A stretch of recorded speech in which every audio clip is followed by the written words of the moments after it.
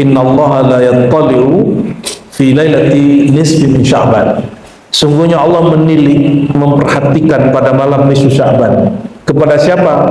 Kepada semua hambanya, ala khalqihi, ya, semua makhluknya. Lalu apa yang Allah kemudian lakukan? Fayaghfiru, lalu Allah mengampuni semuanya, semua kecuali dua. Fayaghfiru lahum jami'an, kecuali dua. Allah ampuni semua mereka kecuali dua kelompok. Pertama musyrik, dua musyahid. Musyrik, syirik, baik syirik zahir ataupun syirik yang tidak zahir. Yang kedua musyahid, orang yang suka menyebar permusuhan. Syahn itu artinya suka menebar permusuhan, bertengkar, nggak mau di Islam. Alhamdulillahil jami' likulli kamalin wa jalalin wa jamalin, walhamdulillahi al-mu'ti likulli khairin, walhamdulillahi alladhi nawwarana binuri hidayatihi wa binuri ilmihi, wa nas'alullah an yuqimana fi maqamati ubudiyatihi, amin ya rabbal alamin. Amma ba'du, para asatiz, para hadirin dan semua pengurus, semua dalam perintah Allah SWT. Amin. Alhamdulillah, ini berkat Pak Rahman ya, sampai juga ke kampung apa namanya tadi Ustaz? Langkapura. Anggap saja ini kunjungan mahabbah ya, kunjungan cinta kasih ya. Semoga Allah Ta'ala menjadikan pertemuan ini pertemuan rohani, amin rabbal alamin. Kata guru saya, seorang mursyid tarekat Naqsyabandiyah di Jawa Timur sana, orang yang pernah jumpa di alam ruh,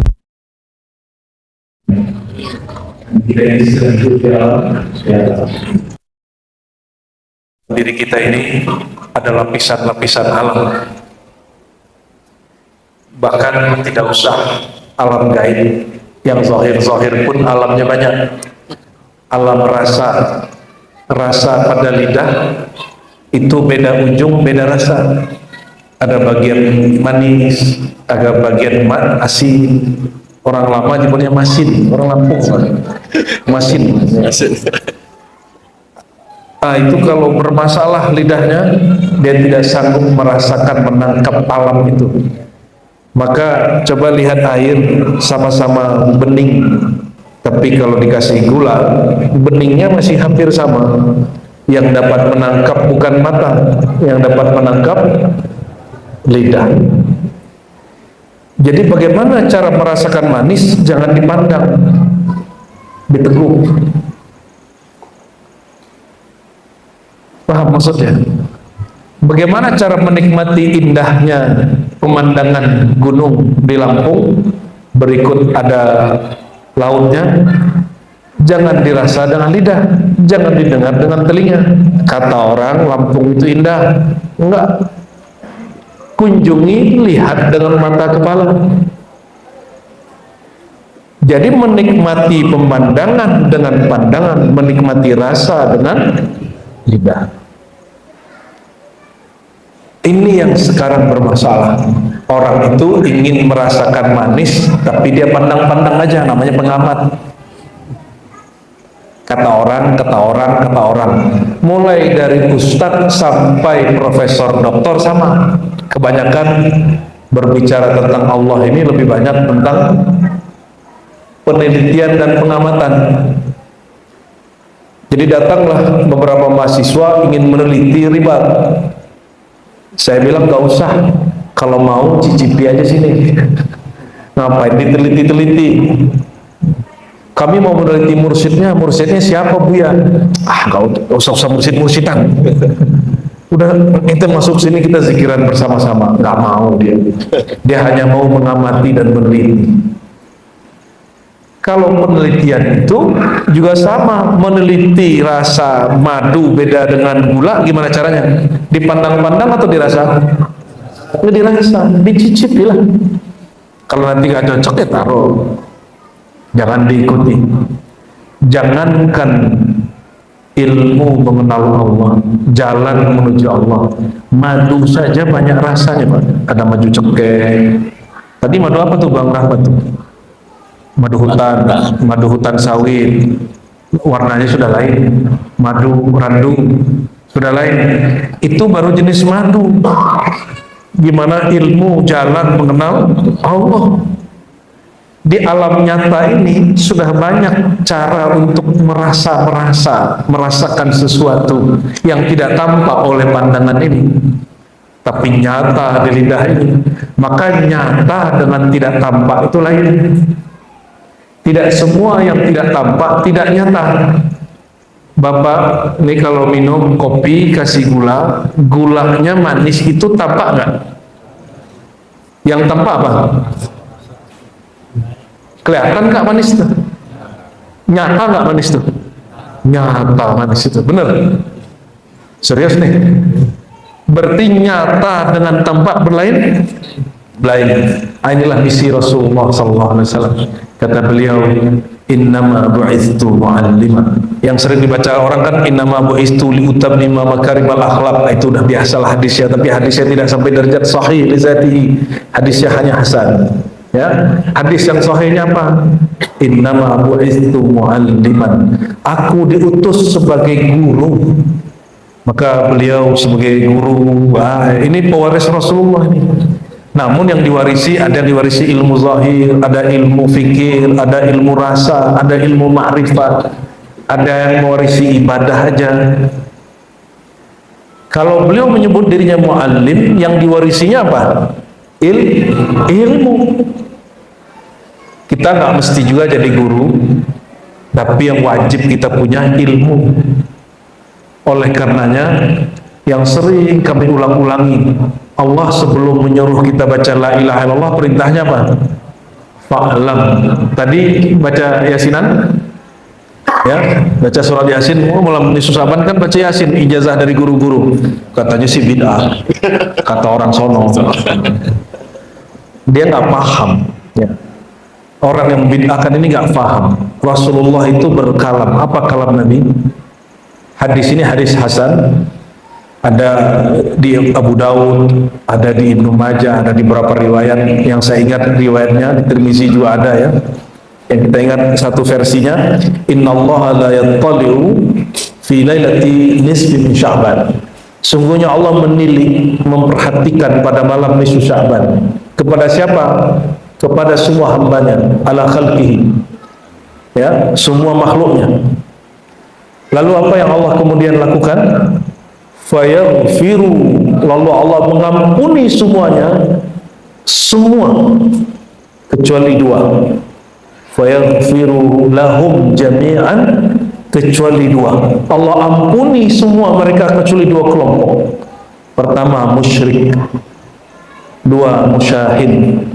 Musyrik, syirik, baik syirik zahir ataupun syirik yang tidak zahir. Yang kedua musyahid, orang yang suka menyebar permusuhan. Syahn itu artinya suka menebar permusuhan, bertengkar, nggak mau di Islam. Maka saya curiga nih, kalau kita berdebat terus aswaja, ahlu sunnah, wahabi, jangan-jangan masuk ke situ nih ntar. Belum lagi Ustaz aswaja tengkar sama aswaja, memperebutkan mana yang paling aswaja. Ya, nanti yang bertengkar nggak hanya aswaja wahabi Ustaz. Ustadz aswaja ini merasa lebih aswaja. Dia kira aswaja itu sudah cukup. Enggak. Saya punya guru namanya Abu Hasan Basri. Itu pakar akidah Ahlus Sunnah, pakar sekali. Ya, sampai hari ini saya ketemu orang yang pakar sekali, itu cuma guru saya orang Suriah. Yang agak selevel beliau lah. Jangan dikira orang kita ini nggak ngerti, nggak dalam ilmunya, dalam, lebih dalam dari kebanyakan orang Arab yang saya kenal, dari syekh-syekh Arab yang saya pelajari ilmunya mereka. Abu Hasan Basri ini dia cerita, dia kan generasi murid-muridnya Syekh Sulaiman Rasuli, berarti generasi seperti Hadratus Syekh Hasyim Asy'ari punya murid. Nah, generasi itu. Kalau di Padang itu namanya Madrasah Tarbiyah Islamiyah, tapi bukan MTI Hanif lagi.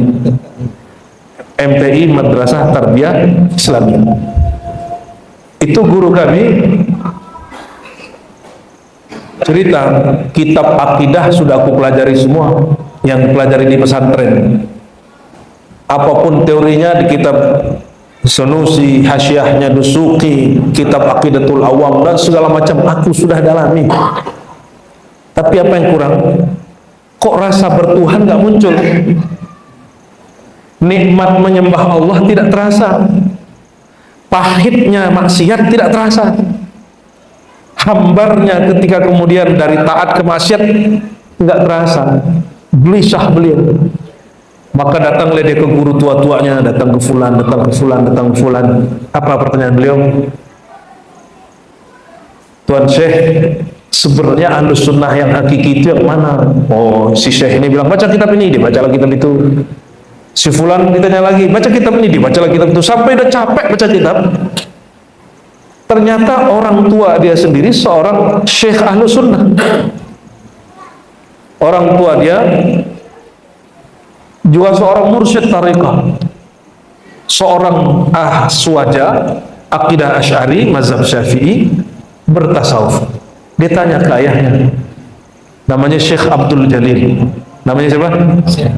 Syekh Abdul Jalil. Bertanya beliau, wahai ayahanda, saya sudah panjang di perjalanan, hilir mudik utara selatan, nanya mana yang disebut Ahlus Sunnah, bagaimana cara menumbuhkan rasa bertuhan ini. Apa jawaban beliau? Ngapain jauh-jauh cari guru? Noh, di pertigaan, habis itu naik sedikit ada sekolah namanya Madrasah Tarbiyah ini dan itu, disebutkan nama syekhnya, saya nggak usah sebutkan, ya. Maka dia berguru di situ. Ternyata kitab itu di zaman Rasulullah ada nggak? Kitab yang antum pelajari di pesantren, Ustaz, ada nggak? Nggak ada. Terus Rasulullah ngajar pakai kitab nggak? Mushaf yang kita ada hari ini sudah ada belum? Belum. Itu baru ada di zaman Sayyidina Utsman, itu pun titik barisnya nggak ada. Terus apa yang Nabi ajarkan? Yang Nabi ajarkan yang di kolbunya diajarkan ke kolbu sahabat. Tuh kan? Yang diajarkan beliau dari pikirannya diajarkan ke pikiran sahabat. Yang dari akhlak dia diajarkan ke akhlak sahabat. Itu yang Nabi ajarkan. Itu maka disebut oleh Sayyidah Aisyah, Rasulullah itu Al-Quran berjalan, kitab berjalan. Khuluquhu Al-Quran kalau bahasa Arabnya, akhlaknya Quran kalau bahasa guru saya, itu mushaf berjalan. Tapi kalau mushaf lembaran, mushaf itu lembaran. Kalau Rasulullah ini lebih dari mushaf. Hakikat Quran ada di dalam dirinya. Akhirnya beliau datang ke, saya sebut saja namanya, Syekh Maulana Muhammad Kanis An-Naqsyabandi As-Samani Al-Qadiri. Kata beliau, oh kalau kitab mau banyak. Dia juga seorang pendiri, kalau di Jawa NU, kalau di sana MTI, juga salah satu pendiri Madrasah Tarbiyah Islamiyah, aswajahnya orang Sumatera Tengah dulu ya. Kata beliau, itu yang di kitab, kitab yang ditulis orang. Sekarang kita tulis nama Allah itu di kolbu kita masing-masing. Disuruhlah dia menitobat, kemudian ditobat.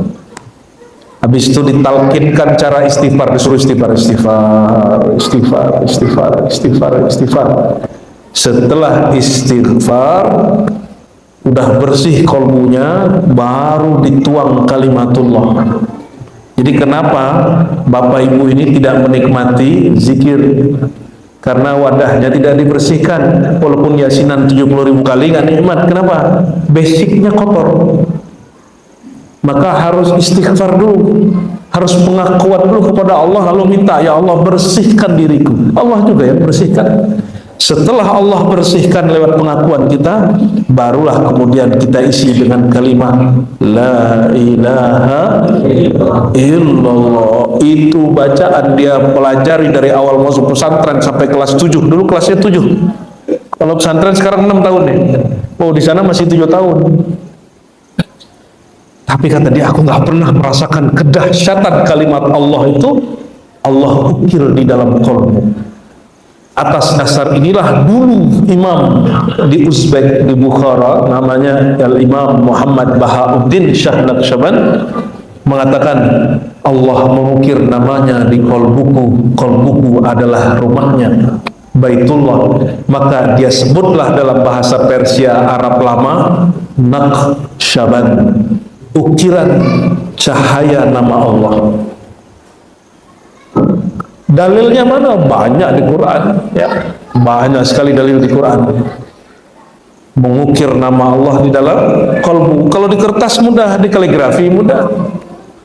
Tapi tolong diingat, sekali nama ini terukir di kalbu, dia tidak akan pernah keluar. Tapi benar-benar kalbu loh, Pak. Benar-benar kalbu. Tentu yang bisa mengukirnya Allah sendiri. Namun kita belajar apapun mesti ada guru. Guru itu orang tua rohani.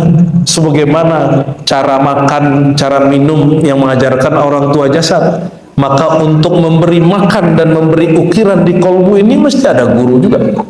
Kita sekolah 6 tahun, sekolah dasar 3 tahun, SMP menengah pertama, kemudian menengah berikutnya.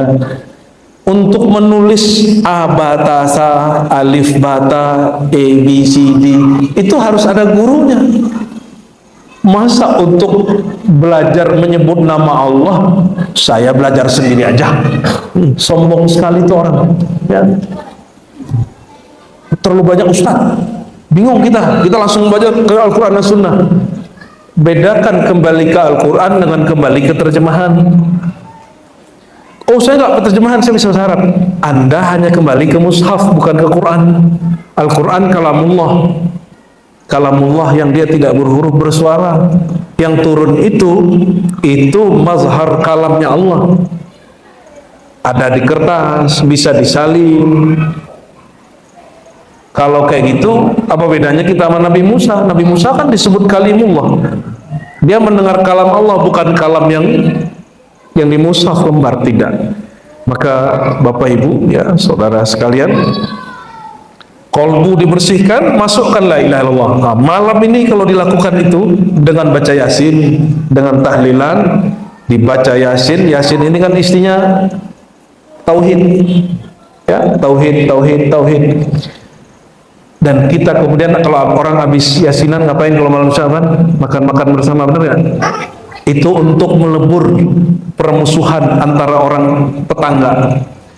Fayaghfirullahu lahum jami'an. Allah ampuni semuanya kecuali yang musyrik dan yang suka bertengkar. Oh, saya dimusuhi orang, ya yang penting Bapak nggak memusuhi orang.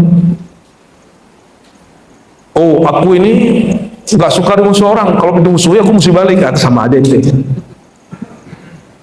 Nggak begitu, konsep beragama nggak begitu. Ribut orang kalau begitu. Rasulullah berapa kali dimusuhi Abu Lahab? Apakah Rasulullah pernah membalas? Satu kali pun beliau tidak pernah mendoakannya, kecuali yang baik-baik. Nggak pernah. Apalagi kita jadi muallim, ustadz, ya. Jadi muallim kita lebih ribet. Jadi guru, jadi ustadz, terkenal dikit nggak dihargai, tersinggung. Serius? Oh, dia nggak tahu aku ini siapa. Ini rusak dikit, nggak profesional, nggak menghargai aku. Makanya ada ustadz banci itu, gampang tersinggung. Dia nggak tahu tugas dia sebagai dai. Dai itu lebih tinggi dari muallim, Pak. Kok bisa? Dai ini harus siap dihina. Kalau muallim dihina murid, muridnya boleh diusir. Muallim, muridnya masalah, muridnya boleh dihukum. Tapi kalau dai, jamaahnya berontak, dia harus sabar. Jamaahnya menghina tetap tersenyum. Jamaahnya lempar pakai apa?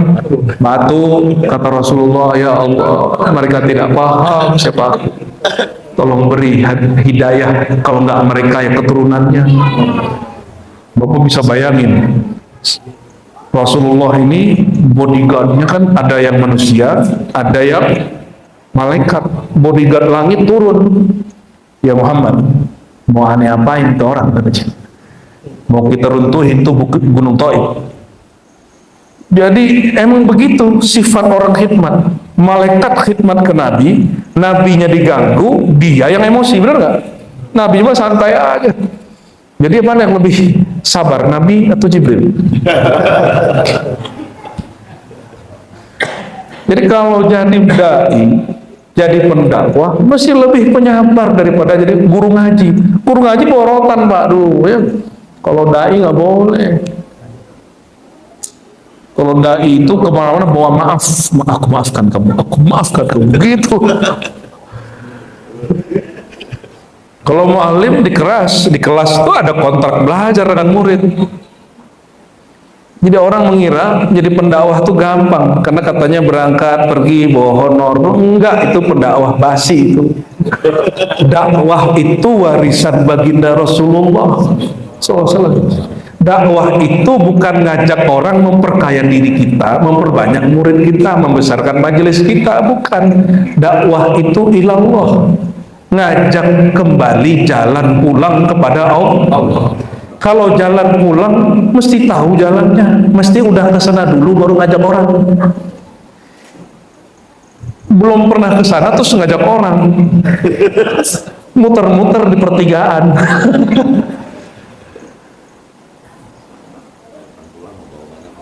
Iya, pulang-pulang membawa oleh-olehnya fisik.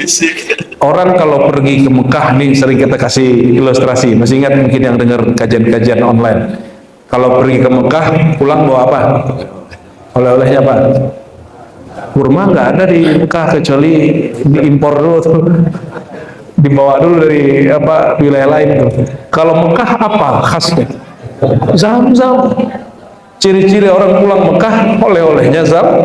Ciri-ciri orang pulang Madinah, oleh-olehnya kurma. Ciri-ciri orang baru pulang dari hadirat nama Allah, pulang-pulang dia bawa rasa nyebut nama Allah. Orang baru pulang dari hadirat sifatullah, pulang-pulang dia bawa rasa rindu, mabuk cinta kepada Allah. Maka kalam-kalamnya bisa menggetarkan. Ada orang awalnya nggak seneng, tapi kalau dengerin dia ngomong tentang Allah langsung turun. Ya. Begitu Pak. Akhirnya guru saya ini habis diajarin begitu katanya, ya Allah, semudah ini jalan bertuhan. Cukup dengan menjatuhkan gengsi, menjatuhkan rasa berilmu, menjatuhkan rasa merasa diri orang penting, tundukkan kepala di hadapan guru, ikuti kalamnya, langsung terasa. Ternyata itu yang sulit. Kenapa Abu Lahab tidak bisa menerima Nabi Muhammad SAW sebagai Rasulullah? Gengsi. Gengsi aja pada ada urusan lain. Ya.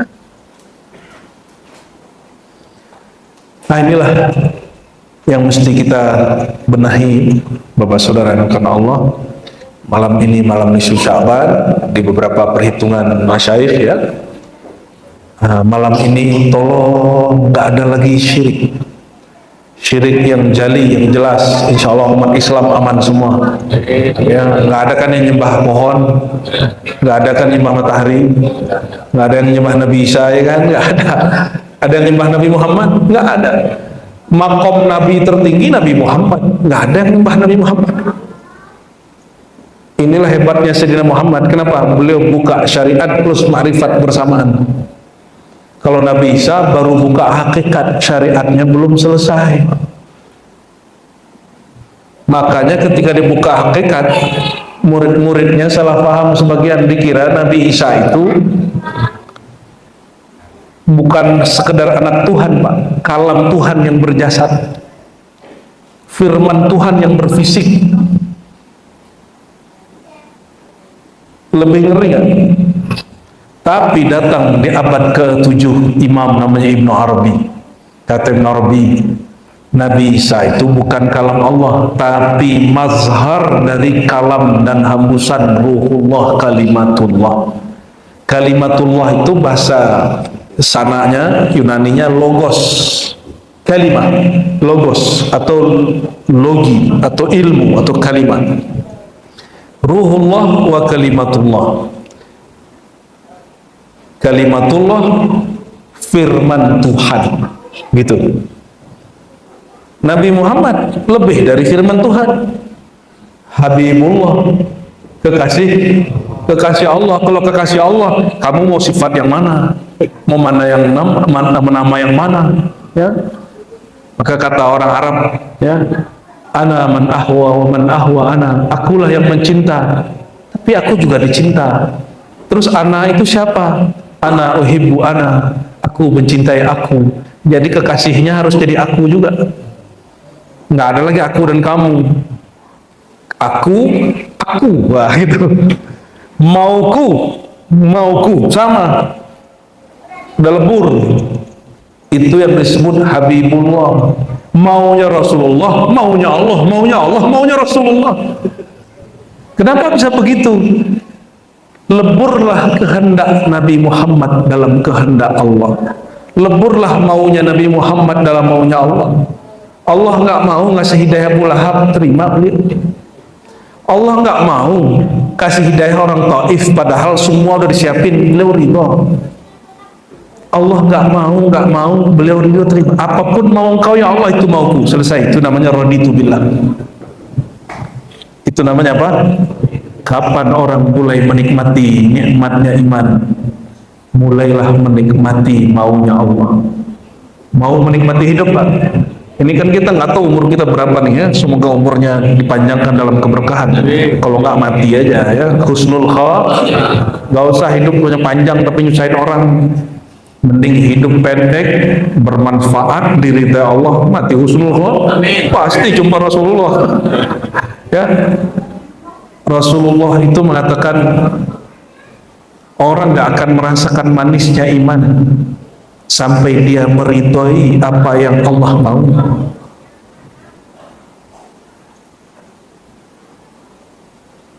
Itu namanya syirik sir. Ketika saya ada mau lain dengan maunya Allah, berarti ada dua kemauan.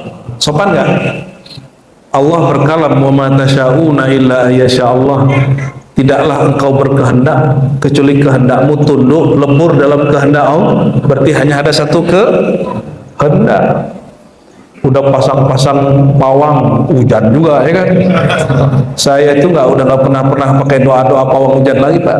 Allah mau kasih hujan, majelis mah jalan terus. Mau hadir berapa orang juga jalan. Emang kita imannya terganggu sama hujan? Emang majelis terganggu sama hujan? Nggak usah. Orang sedikit, orang banyak. Dulu yang ngaji mas saya satu orang, Pak, ngaji kita al-iqtisad fil i'tiqad. Nambah. Ternyata ngajar tuh sama aja. Mau muridnya satu, muridnya 1000, ngomongnya kan sama, Pak. Betul nggak? Terus kenapa seorang dai terganggu hatinya kalau orangnya datang sedikit atau jumawa gembira kalau orangnya datang banyak? Apa masalah hatimu? Kan ada nabi muridnya cuma satu, ada nabi muridnya cuma 2, ada nabi muridnya 3, ada nabi murid atur tinggal. Apa kata beliau?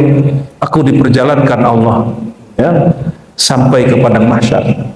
Di padang mahsyar, faraitu fil ufuq, aku lihat di ufuk sana ada fi nabi wa ma'ahu nafarun. Ada nabi muridnya cuma 1, ada nabi nafaran muridnya cuma 2, nabi sab'atu anfar ada 7 ruang muridnya, ada nabi muridnya cuma 11, Nabi Isa. Ada nabi la ahad ma'ahu, nggak ada siapapun bersama dia. Ada nabi nggak punya murid, tuh ada. Ditinggal muridnya. Ada nabi, itu orang Bani Israel itu jahatnya sama nabi, ya Allah. Ada nabi antara Nabi Muhammad sama Nabi Isa itu, nama nabi Khalid bin Sinan. Khalid bin Sinan ini dianggap oleh kaumnya cerewet. Terus adalah satu kasus apa terjadi, solusinya kata Khalid bin Sinan, ya udah sore ini kubur aku, tapi aku belum mati. Kubur aja aku, besok pagi kalian bangkit. Dia pesan ke murid-muridnya semua dan juga keluarganya. Ternyata malam-malam keluarganya ditahan. Murid-muridnya membelot. Alhamdulillah, orang cerewet sudah dikubur. Gitu. Sampai hari ini dia belum dicabut nyawanya oleh malaikat maut. Namanya Khalid bin. Jadi belum ada riwayat menyebutkan beliau ini mati. Kenapa? Orang Ashabul Kahfi 309 tahun tidur. Jadi beliau masih tidur di dalam secara jasad. Karena belum time-nya meninggal. Nah, itu disebutkan oleh Imam Ibnu Katsir dalam Qasasul Anbiya dan Al-Bidayah wan Nihayah, beberapa penggalan ceritanya. Bapak saudara bukan Allah, ini malam nisfu Sya'ban, Allah menilik kolbu. Ya, kalau dalam kajian rohani disebut muraqabah itla. Muraqabah itla itu menghadirkan kesadaran, diperhatikan Allah. Apa yang diperhatikan Allah? Ahwal kondisi kolbu. Pertama, paham, adakah paham syirik di dalam, meyakini yang berkudrat, iradat, berkehendak ada selain Allah. Kalau ada, bersihkan malam ini juga. Ya. Jadi kalau mau makan minum yang menyegarkan Allah. Ini Allah juga ciptakan. Kita ambil, kita baca bismillah. Aku minum air ini sebagai syariat, hakikat yang mengenyangkan Allah. Obat, kita tetap minum obat, syariatnya minum obat, hakikat yang menyembuhkan. Kalau Allah nggak sembuhkan, terima aja, kan suka-suka Allah. Jangan protes. Ente boleh nggak ngatur-ngatur Allah? Jangankan ngatur-ngatur Allah, ngatur aneh aja itu nggak boleh. Ya, ngatur bupati aja kita nggak boleh, ngatur wali kota aja kita nggak boleh, ngatur anak sendiri aja nggak bisa, ngatur istri sendiri nggak bisa, ngatur diri sendiri nggak bisa, ngatur-ngatur Allah. Terus ngapain protes-protes ke Allah? Aku ini udah sholat, aku ini udah zakat, sudah haji, udah umroh, udah zikir. Kok Allah nggak kasih juga maumu? Urusannya apa dengan maumu? Masalahnya maumu bukan maunya Allah. Kenapa ada orang sukses? Dia bisa melihat ini ada peluang, dia ada kesanggupan, di sana ada kebutuhan. Itu maunya Allah begitu. Dia ambil kesempatan itu, namanya kasab. Sesuaikan kasabnya dengan waktu dan peluang. Itulah kehendaknya Allah. Fa idza faraghta fansab. Jika engkau selesai, maka pindahlah ke yang baru. Ini belum selesai, yang ini sudah pindah. Allah maunya kerja itu teratur. Belajar itu dari bab yang kecil, naik yang menengah, naik yang ke gede. Jangan langsung belajar ngajinya tinggi, Pak. Baru hijrah sudah berfatwa yasinan bid'ah. Itu kan lucu. Yang boleh berfatwa itu ulama, namanya mufti. Ada syarat dan rukunnya. Kalau ente baru tobat, benerin aja diri dulu, jangan sibuk sama amalan orang. Itu amalannya kan ada kiainya juga. Emang kiai nggak ngaji, nggak punya dalil. Masa ente baru tobat 3 bulan, 3 tahun bisa membatalkan ilmu orang udah ngaji 20 tahun? Kan lucu. Ini omongan saya dulu sama diri saya. Kan saya dulu begitu, Pak. Dikit-dikit bid'ah, dikit-dikit haram. Capek sekali hidup tuh ya. Jadi tempat yang paling menegangkan itu masjid. Kalau ke pasar banyak teman kita, cuan, sesama cuan. Tapi kalau sudah masuk masjid, mata melesinis, ngeliatin celana. Yang pertama dipandang celana orang, sama sarung. Naik ke atas, jenggot.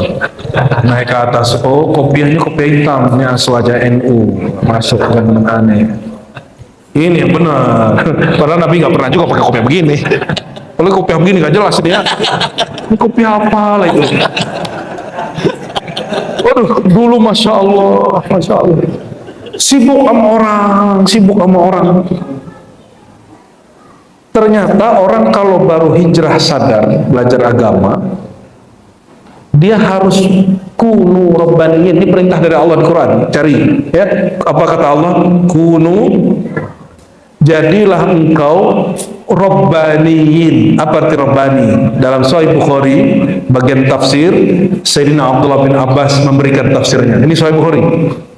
Rabbaniyin adalah orang yang mempelajari yang kecil sebelum yang besar, yang basic sebelum yang cabang, memperhatikan diri dulu baru memperhatikan orang lain, membatalkan amal diri dulu baru membatalkan amal orang lain.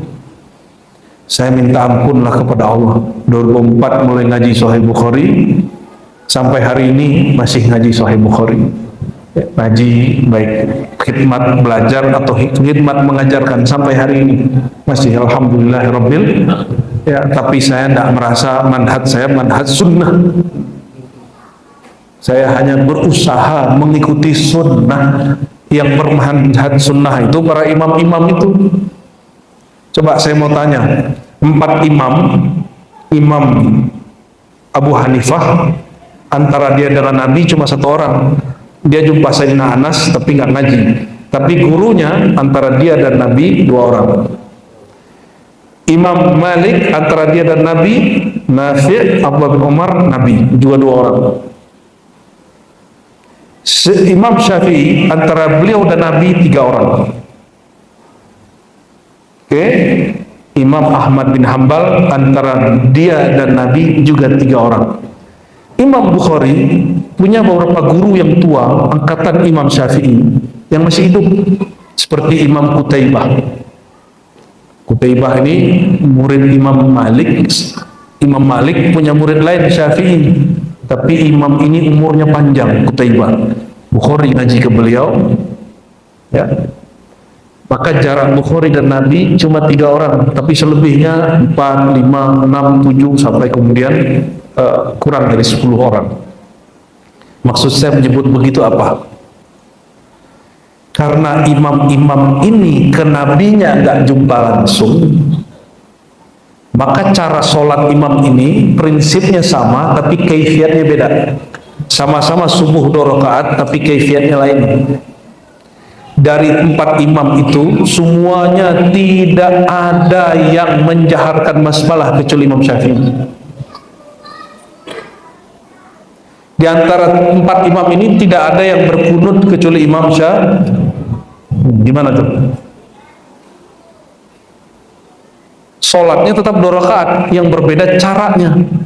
Bertanyalah orang ke Imam Syafi'i, wahai Muhammad bin Idris Syafi'i, gurumu Malik tidak berkunut, gurumu Muhammad bin Hasan Syaibani murid Abu Hanifah tidak berkunut, gurumu Abu Yusuf tidak berkunut, fulan tidak berkunut, fulan tidak berkunut, kok ente berkunut? Dia jawablah pakai hadis. Ternyata dia punya guru lain selain Imam Malik, bahwa Nabi tidak pernah meninggalkan kunut hatta yufariqud dunya, sampai meninggal dunia. Itu contoh. Oh, ternyata banyak guru bisa memperbanyak kaifiat beribadah. Ibadahnya sama.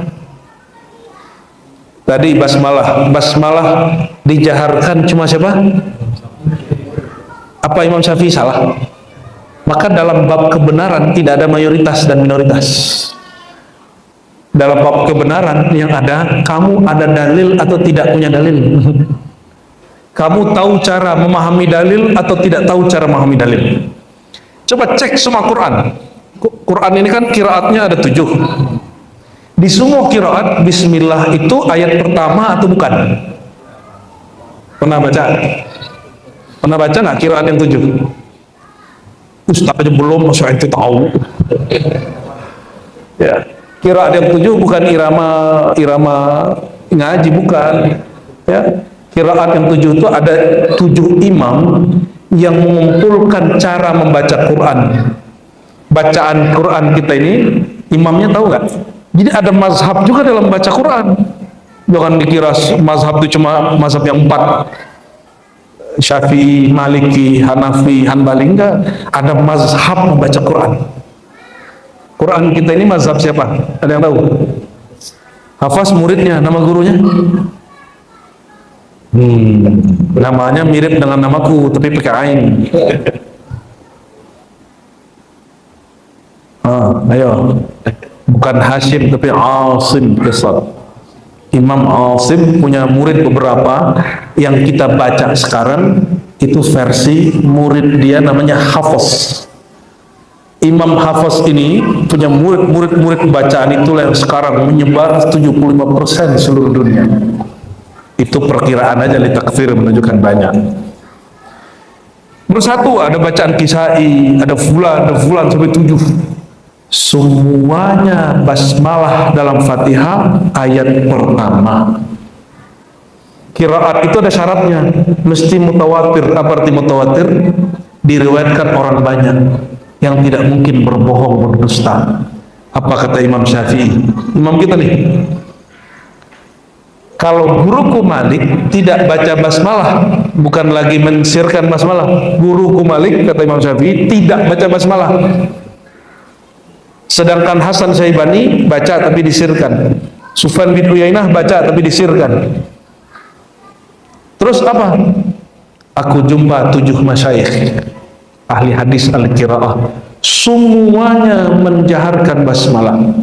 Dalam qiraat, kalau masuk ke dalam ayat pertama, berarti ayat pertama Al-Fatihah itulah yang disepakati oleh 7 imam ini. Dan semua 7 imam ini sepakat ayat pertama Al-Fatihah adalah Bismillah. Maka beliau revisi mazhab gurunya, dia katakan bukan sunnah, bukan mustahab, bukan juga tidak boleh. Gurunya bilang nggak boleh baca Bismillah, mau jahar musir nggak boleh, kata Imam Malik. Wajib baca Bismillah jahar. Ini kata Imam siapa? Kenapa? Riwayat guruku Malik tertolak, fulan tertolak. Kenapa? Dalam membaca Quran, imam kita bukan Imam Malik, bukan Imam fulan, tapi imam yang 7 itu. Canggih nggak cara berpikir Imam Syafi'i itu? Canggih. Tapi sampai hari ini, kata Imam Sya'rani, walaupun mazhab Syafi'i, kalau ada orang mazhab Maliki jangan jadi imam. Minta dia jadi imam. Kenapa? Imam kamu Syafi'i tidak pernah di depan Imam Malik. Dia selalu jadi jamaahnya Imam Malik. Adab, itu namanya adabnya. Aduh, udah macam-macam nih ngomong kita nih ya. Intinya satu, Bapak Ibu, saudara sekalian, kata Sayyidina Ja'far, diriwayatkan oleh Abu Hanifah, a'lamun nas a'lamuhum bil khilaf. Orang paling berilmu, orang yang paling mengerti dinamika perbedaan. Dinamika berarti orang paling alim, orang yang nggak ngomong pokoknya mesti begini, ya itu berarti orang paling jahil. Kalau orang paling alim, oh Syanu ngamalin amalan Imam Syanu, dalilnya ini. Gitu kata Abu Hanifah. Ini kisah terakhir mau saya tutup di majelis ini. Kami musim haji di masa transisi dari Bani Umayyah masuk ke Abbasiyah, Allah kemudian bukakan kelonggaran untuk kami. Apa kelonggarannya? Yang di masa Bani Umayyah zuriat Sayyidina Ali dilarang ngajar, beliau dapat tempat di awal-awal pemerintahan Bani Abbasiyah. Ngajarlah Ja'far Shadiq di Haramain musim haji ini. Jadi sampai hari ini di majelis-majelis musim haji itu selalu ngumpul ulama kalau musim haji itu. Sampai sekarang, Pak. Ini habis lebaran itu mulai ulama berdatangan ke haram. Nanti ngumpul. Dari semua yang ngajar itu, kata Abu Hanifah, kami bingung. Kok ada orang yang kami kira cuma bisa rukuk sujud, ternyata lebih mengerti dalil dan perbedaan dari kami. Satu dalil bisa dia olah menjadi 70 makna. Itulah guruku Ja'far bin Muhammad bin Ali bin Husain bin Ali radhiyallahu taala anhum ajmain. Kita sebut Ja'far Shadiq. Jadi Ja'far Shadiq itu imam ahlu sunnah karena ibu dia cucu dari Abu Bakar, ayah dia cucu dari Sayyidina Ali. Maka tidak ada mungkin orang Syiah yang hakiki itu membenci Abu Bakar. Kalau Syiahnya hakiki, berarti Syiah yang sekarang itu Syiah Rafidhah. Apa beda Syiah hakiki dengan Syiah Rafidhah? Kalau Syiah hakiki itu Syiah politis. Syiah politik itu partai Ali, partai Muawiyah. Sekarang sikap politik dijadikan ajaran agama. Masih ingat 2016-19 beda coblosan, beda iman? Kalian udah sama kayak orang Syiah, sama kayak Khawarij. Beda coblosan, udah beda ustadz sudah.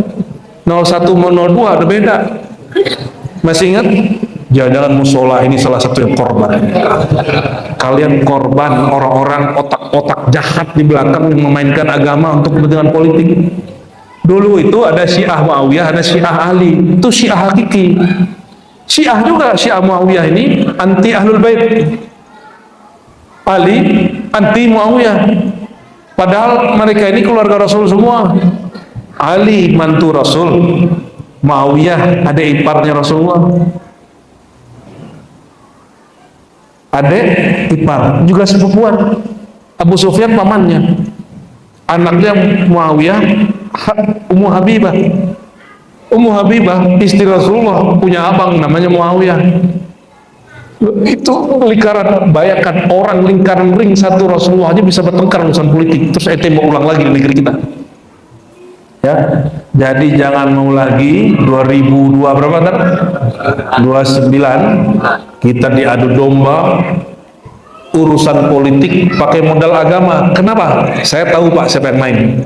Kalau jual agama kosnya rendah. Kalau jual agama kosnya, ya teman-temanku banyak juga politisi ya. Dan dia ngaku jualan agama itu mudah kan. Orang kayak ente ini mudah jadi gubernur, yoga begitu. Keminat. Kalau tidak ustadz siapa lagi? Disitulah beliau nanti lulu ya. Nanti jadi caleg deh kan. Jangan mau ustadz gitu nanti ya. Kalau bukan Pak Yai siapa lagi?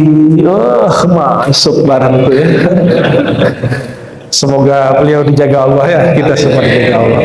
Bapak Ibu yang bukan Allah, barangkali inilah refleksi untuk Al-Fakir ya, untuk kita semua malam nisfu Sya'ban, malam Allah menilik kita semua. Mari bersihkan kalbu dari semua syirik, lalu tebar cinta kasih ke semua orang, maafkan semua kesalahan, hilangkan semua dendam. Sepakat? Hapuskan syirik, maafkan semua orang. Coba ini nggak usah banyak-banyak doa. Baca syahadat, asyhadu an la ilaha illallah, asyhadu anna Muhammadar Rasulullah. Perbarui ya Allah, aku perbaharui imanku. Ikuti ya Allah, aku perbaharui imanku, syahadatku. La ilaha illallah, tiada yang berhak disembah, tiada yang berhak dipuja-puji, tiada yang berkuasa, berkehendak menguasai alam semesta, menguasai diri kami kecuali Engkau jua ya Allah. Sayyidina Muhammad kekasih Engkau, Rasul Engkau. Ya Allah, terima tauhid kami, terima iman kami, kekalkan iman kami. Ya Allah, baca ya Allah, kami pernah bermusuhan dengan banyak orang. Coba bayangkan orang yang pernah kita musuhi dan dia musuhi kita. Satu, fulan. Sudah orang kedua, orang ketiga, orang keempat, orang kelima. Sudah banyak sekali musuh ente ya. Terus kumpulkan semua wajah orang yang pernah kita bermusuhan, sakit-sakit hatian, dendam-dendaman, baik masalah kerjaan, masalah perasaan, masalah pertemanan, tetanggaan, semuanya. Katakan ya Allah, detik ini, malam ini aku mohon ampun kepada Engkau atas dosaku dan dosa mereka. Dan detik ini ya Allah, saksikan ya Allah, aku memaafkan mereka. Aku memaafkan fulan, aku memaafkan si fulan, aku memaafkan dia, sebutkan namanya. Ya Allah, aku maafkan dia. Aku maafkan dia. Aku maafkan dia. Ya Allah, ya Afu yang Maha Pemaaf. Ya Ghaffar, Ya Ghafur, yang maha menghapus semua dosa, sakit hati. Ya Syafi, yang maha menyembuhkan rasa sakit hati. Sembuhkan hati kami ya Allah, sembuhkan jiwa kami ya Allah, sembuhkan perasaan kami ya Allah. Begitu juga pada orang itu, jika dia masih hidup ya Allah, tumbuhkan rasa maaf di kalbunya ya Allah. Buatlah mereka memaafkan kami juga ya Allah. Ya Allah yang menilik kalbu semua hambanya, yang menguasai kalbu semua hambanya, ubahlah hati kami menjadi penuh dengan cinta kasih rahman rahim ya Allah. إلى روح النبي صلى الله عليه وسلم. الفاتحة. بسم الله الرحمن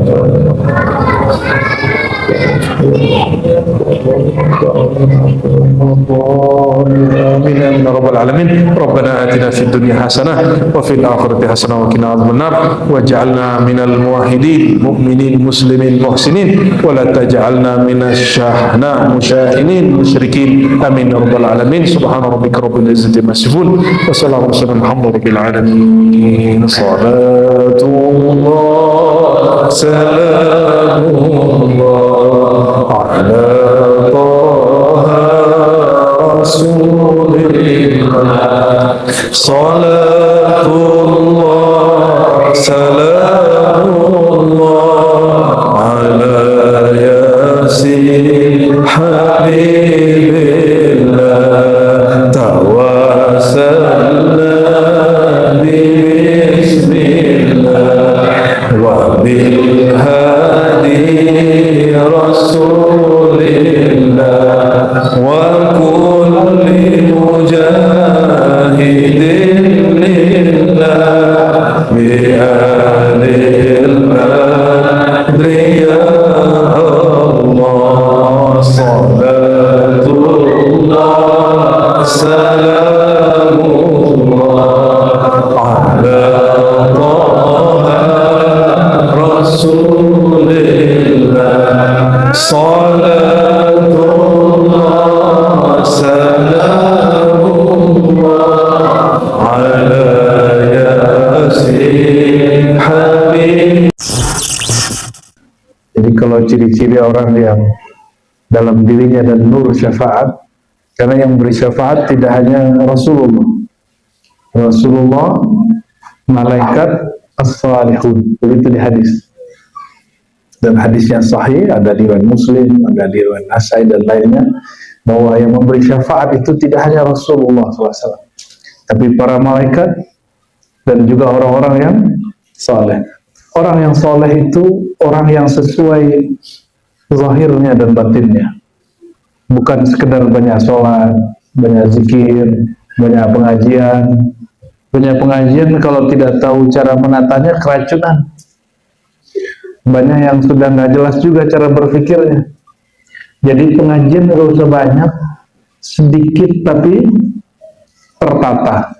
Ngajinya kepada guru yang jelas, bersilsilah bersanad kepada Sayyidina Muhammad SAW. Ya.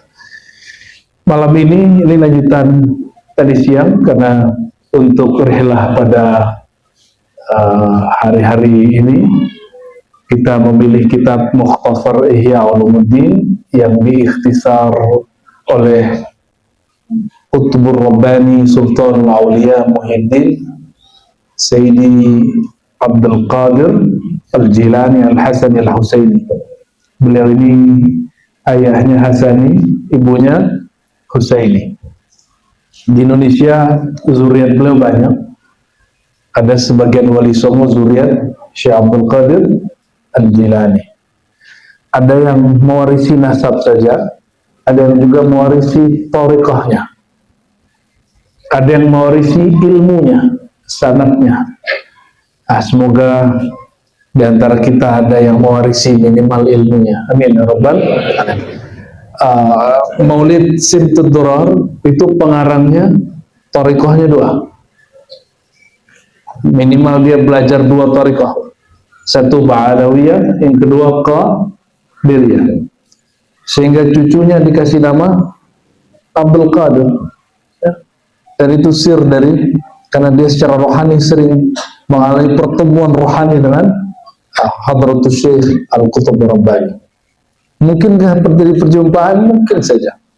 Karena para aulia, para syuhada, kata Allah, jangan pernah kamu katakan mereka mati.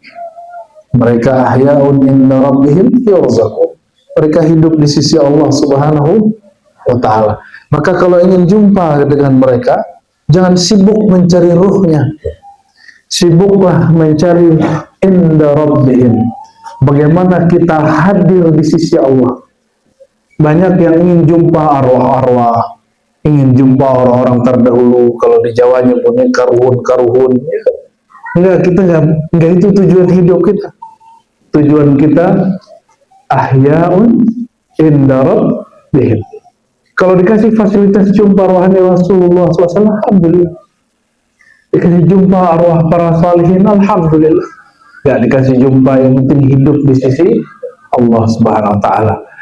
Dan yang paling hidup di sisi Allah adalah Sayyidina Muhammad sallallahu alaihi wasallam.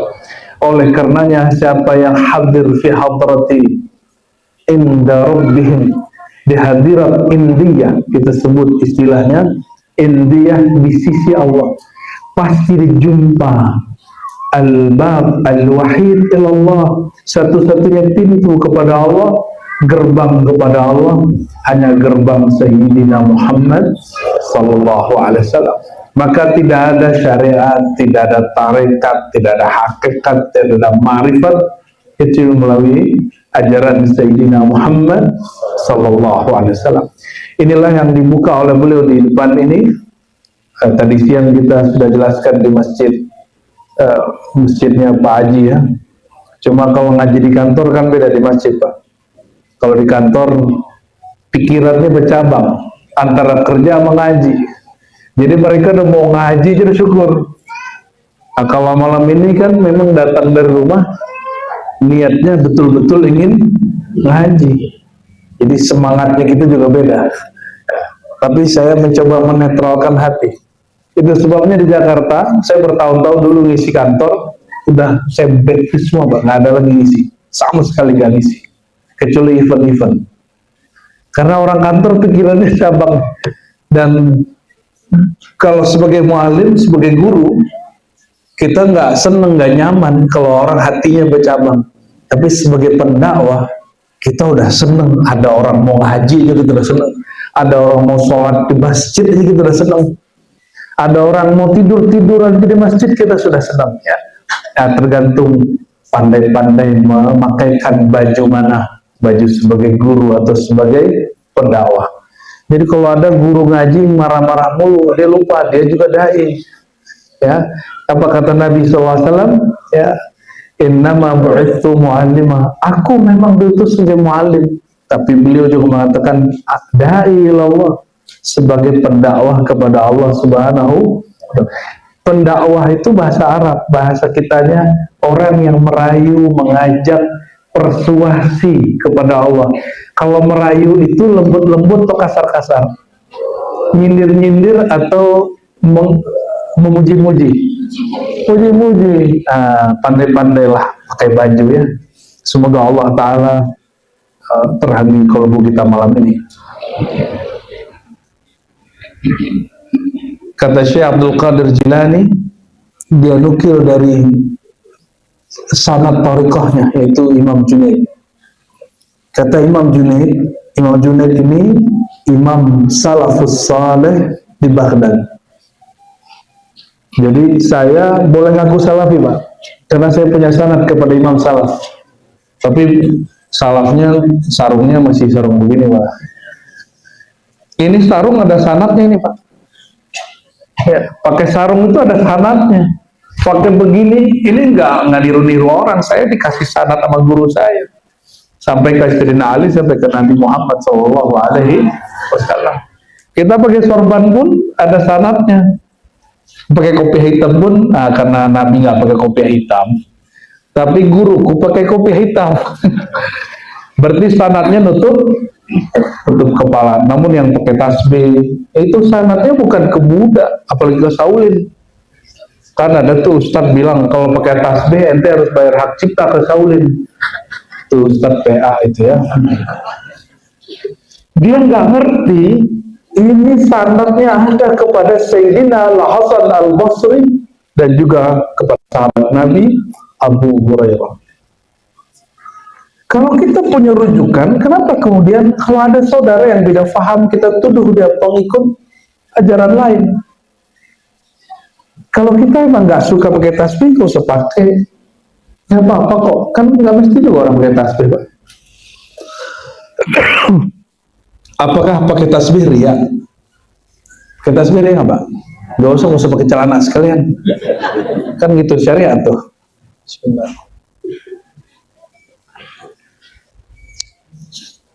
Kadang-kadang kita terjebak kepada ria yang khafi. Ria itu sudah khafi, tapi ada ria khafiyul khafi. Apa ria yang khafiyul khafi? Ria itu tersembunyinya, berbuat karena ingin dipandang. Ketahuan nggak sama orang? Ketahuan. Tapi ada orang yang tidak ingin disebut ria, maka dia meninggalkan satu amal. Contohnya, Bapak ini nggak mau disebut ahli zikir, pengennya disebut orang yang ikhlas, nggak ingin disebut orang yang mencolok, ingin disebut orang sederhana, maka meninggalkan pakaian yang berarti ingin disebut orang sederhana. Siapa yang menyebut? Makhluk. Itu ria juga, itu ria yang tersembunyi. Oleh karenanya kita di kondisi-kondisi tertentu kita pakai lengkap, pakai baju yang lengkap kita biasanya. Saya kalau lagi khalwat, tidak hanya sorban yang kita pakai, khirqah namanya. Tahu khirqah? Kain yang ditaruh di bagian kepala, ya, nutupin. Itu ada sanatnya juga, ada silsilahnya. Maka kami arju minallah, ya, saya berharap kepada Allah agar menjadikan amalan kami al-faqir tidak ada satu amalan pun kecuali bersanad bersilsilah kepada Nabi, sahabat Nabi, dan para ulama. Apa kata Imam Junaid? Ilmu itu ada dua. Yang ingat-ingat, ini bukan hadis Nabi. Ini ada sebagian ustaz mengatakan ini hadis Nabi, keliru. Ini kalam Imam Salafus Saleh. Imam Junaid wafat tahun 297 mengatakan al-ilmu ilmani. Ilmu itu dua. Ilmu ubudiyah dan ilmu tarbawiyah. Ilmu ritual menyembah Allah, simbol-simbol menyembah Allah, dan yang kedua ilmu tarbawiyah, ilmu mendidik diri jiwa mengenal yang disembah. Kalau menghafalkan Siti Durar ikut aja terus, tapi kalau tarbawiyahnya apa? Memahami isinya dan mengikuti apa yang disebutkan di dalamnya, itu tarbawiyah. Maka kami pun Siti Durar pakai sanad, ya, ada riyadhahnya, itu 40 hari juga riyadhahnya. Kalau orang Siti Durar itu berjanji, itu ada silsilahnya, ada sanadnya. Bedanya kalau penulis berjanji, dia thariqahnya Naqsyabandiyah. Kalau Siti Durar thariqahnya apa tadi? Ba'alawi dan Qadiri, termasuk khalwatiyah. Apa itu ilmu ubudiyah? Ilmu fikih, ilmu fikih, ilmu hukum zahir. Sedangkan tarbawiyah ilmu hukum batin, ilmu untuk mengetahui penyakit kolbu dan obat-obatnya. Maka perbedaannya, kalau orang belajar ilmu syariat tapi tidak belajar ilmu tarbawiyah, dia ngajar untuk nyindir orang.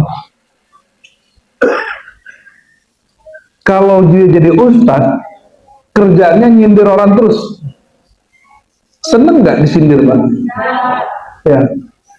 Waktu khutbah hari raya, saya kan udah lama sekali nggak khutbah hari raya. Cuma karena di kampung kita janji, kita khutbah hari raya tuh.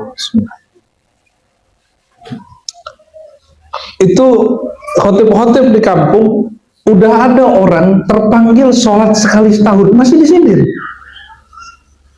Mohon maaf ya, ada orang nggak sholat seumur hidupnya kecuali hari raya. Lumayan, Pak. Jangan disindir lagi. Itu orang nggak mau datang ke masjid, udah mau datang ke lapangan. Kita syukur itu.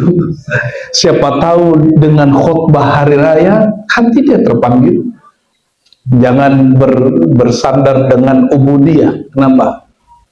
Barsiso 500 tahun berubudiyah. Selamat gak dia? Karena dia tidak bertarbawiyah. Dia hanya belajar wirid, ijazahan, wirid, riyadhah, mujahadah. Tapi tidak diajarkan mengenal apa yang dia wiridkan. Sakti itu Barsiso. Itu kalau ada yang di luar-luar tuh langsung bilang, udah tarik nafas, naik semua Bang. Mau ada orang begitu lagi, tapi masuk neraka, mau gak? Mau dikasih ilmu begitu, tapi suul khotimah, mau gak? Kita nggak mau yang begitu. Ya. Dan tadi siang kita sudah menyinggung beberapa hal. Ada 7 ilmu bab tema tentang thariqah.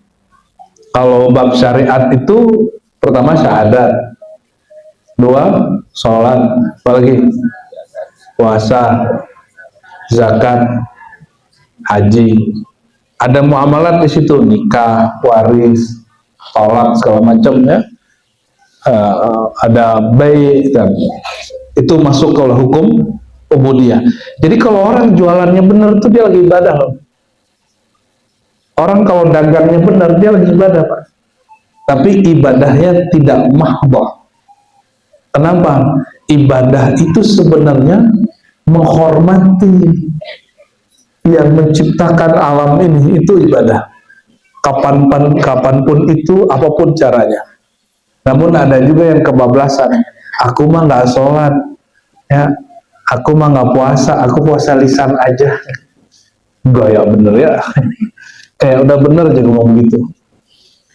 Pada tadi siang kita menyinggung sedikit, tapi serasa cukup tentang tarkud dunya wa ikhtiyarul akhirah. Bahwa Allah Ta'ala dalam hadis Nabi, hadis dari Imam Al-Baihaqi, Nabi Yuna Muhammad SAW bersabda, apa kata beliau? Inna Allah lam yakhluq khalqan abghadu ilaih minad dunya.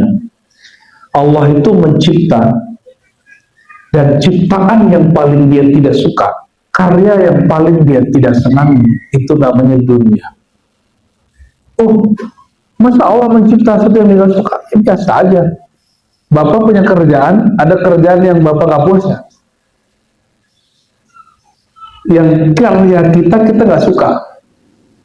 Kalau yang pernah kuliah, nulis makalah dan merasa ini makalah terburuk deh gitu. Ada gak? Kalau kerja, ada proyeknya itu proyek terburuk dia. Ada gak? Ada. Kalau kita boleh, masa Allah gak boleh. Tidak semua yang Allah cipta dan Allah menyukainya. Tidak semua yang Allah inginkan untuk dicipta, Allah meridainya. Ini perbedaan akidah Ahlus Sunnah dengan kelompok namanya Mu'tazilah. Kalau Ahlus Sunnah, Allah menginginkan sesuatu, itu berbeda dengan Allah meridai sesuatu. Mukmin, kafir, Allah menginginkan dua-duanya enggak? Enggak. Ini Ahlus Sunnahnya harus, akidatul awamnya harus benar nih. Mukmin, kafir, itu dua-duanya kehendak Allah atau bukan? Beneran nih, aku ulang lagi nih ya. Kufur, iman, itu dua-duanya kehendak Allah atau bukan? Beneran nih. Allah menghendaki kekufuran. Tuh kan bingung lagi. Takut benar ditanya begitu. Allah menghendaki keimanan. Berarti ada yang berkehendak di alam semesta selain Allah. Allah mencipta iman, tapi Allah nggak mencipta kufur gitu. Berarti ada pencipta selain Allah. Ini basic akidah Ahlus. Emang begitu? Nggak begitu.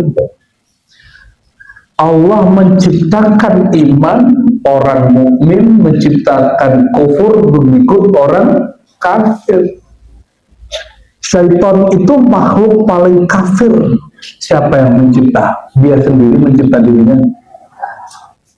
Apa kata syaitan dalam surah Al-Hasyr? Ketika orang komplain nanti di neraka, kayak demo, lebih parah dari demo tahun lalu waktu di Batam ya. Apa kata mereka waktu demo? Syaitan, gara-gara kamu nih aku disiksa. Apa jawaban syaitan? Oh jangan gitu dong, ini akhafullah rabbal alamin. Jangan gitu-gitu amat, jangan salahin aku.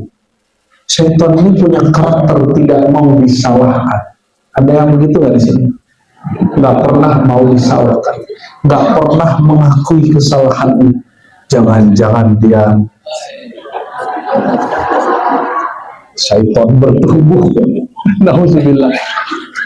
Apa kata syaitan? Aku ini gini-gini orangnya, akhafullah rabbal alamin, juga takut ke Allah. Gaya bener syaitan ya. Syaitan mengaku juga takut kepada Allah. Jangan ketipu. Itu Abu Hurairah yang ngajarin ayat kursi siapa? Syaitan. Maka hati-hati, pengalaman rohani, was-was, ilham-ilham, ide-ide belum tentu berasal dari Allah. Siapa tahu sudah dibelokin sama syaitan. Kembali ke akidah Ahlussunnah. Jadi yang menciptakan iman dan kufur siapa? Yang menghendaki ada mukmin dan kafir siapa? Tapi Allah memberikan kita kesadaran, namanya ikhtiar. Apa namanya? Malam ini dapat, mungkin 2-3 hari yang lalu dapat flyer pengajian. Orang tahu, dia sadar ada pengajian di suatu tempat. Tapi yang mempunyai kesadaran, itu yang bedanya dengan sadar, yang bedanya tahu dengan pengetahuan apa? Kalau pengetahuan dia datangi tempat itu. Kalau dia punya kesadaran, dia mau. Ya, amin ya rabbal alamin. Tahu nggak ujian Ustaz Pak? Oh. Makanya saya mendidik diri saya juga ketika berdakwah, bahwa yang saya sambangi itu orang-orang yang emang saya anggap saudara. Nah, ini bukan lagi muji Pak Haji Novin, bukan. Yang udah saya anggap keluarga rohani baru saya datang. Sehingga niatnya bukan itu. Niatnya silaturahim. Itu berat sekali. Oleh karenanya, kalau seorang yang menjadi dai belum ditarbiyah, ilmu tarbiyah, belum belajar thariqah, dikhawatirkan dia salahnya. Maka di sini nanti, di bab kedua, sebelum bab kedua ya, di bab kedua itu bab islahul qalb, membersihkan atau meluruskan, memperbaiki qalbu. Setelah memperbaiki qalbu, ada bab islahun niyah, memperbaiki niat. Ternyata memperbaiki qalbu itu masih umum, ada yang lebih khusus namanya memperbaiki niat. Jadi para ulama salafus saleh belajar niat itu bisa 7 tahun. Kalau kita gimana? Kata guru kami dulu waktu masih remaja, kamu jangan jadi dai dulu nak, sampai suluk 7 kali, kholwat 7 kali. Saya digituin sama guru saya masih hidup. Ya, jadi kalau Ar-Razi sesat, itu guru saya yang pertama, mursyid ya, bukan orang yang ngejazahin kitab. Kalau itu gampang. Ya, kalau itu saya punya ratusan. Tapi yang mursyid thariqah, yang membimbing secara tarbiyah, itu nggak ada satupun yang menganggap saya sesat. Alhamdulillah. Ya, yang bilang saya sesat itu, ya itu lain bapak. Itu saya udah nggak ngaji ke dia, mungkin dia ngambek gitu. Dan dikatakan di sini ya, ada sebuah kalam salafus saleh, tapi diriwayatkan oleh Imam Dailawi, dinisbatkan ke Nabi, tapi ini lebih tepat kalam athar ya. Ad-dunya haramun ala ahli al-akhirah. Ad-dunya haramun ala ahli al-akhirah. Dunia itu diharamkan untuk ahli akhirat, untuk penduduk surga. Maksudnya, walaupun Bapak Ibu ini bergelimang dunia, itu nggak ada satupun, 1 rupiah pun nyentuh kolbu, nggak ada. Apa penciriannya nanti? Orangnya nggak pelit. Orang yang pelit berarti dia abna dunia, dia pencinta, dia anak-anak dunia. Nah, semua yang hadir malam ini orang yang tidak pelit. Kita coba sedekah, Pak. Ini masjid masih perlu sedekah nggak nih? Masih ya? Oh, masih ya. Tapi masjid yang baik bukan masjid yang numpuk harta sedekah. Masjid yang duitnya habis untuk program tarbiyah. Ya.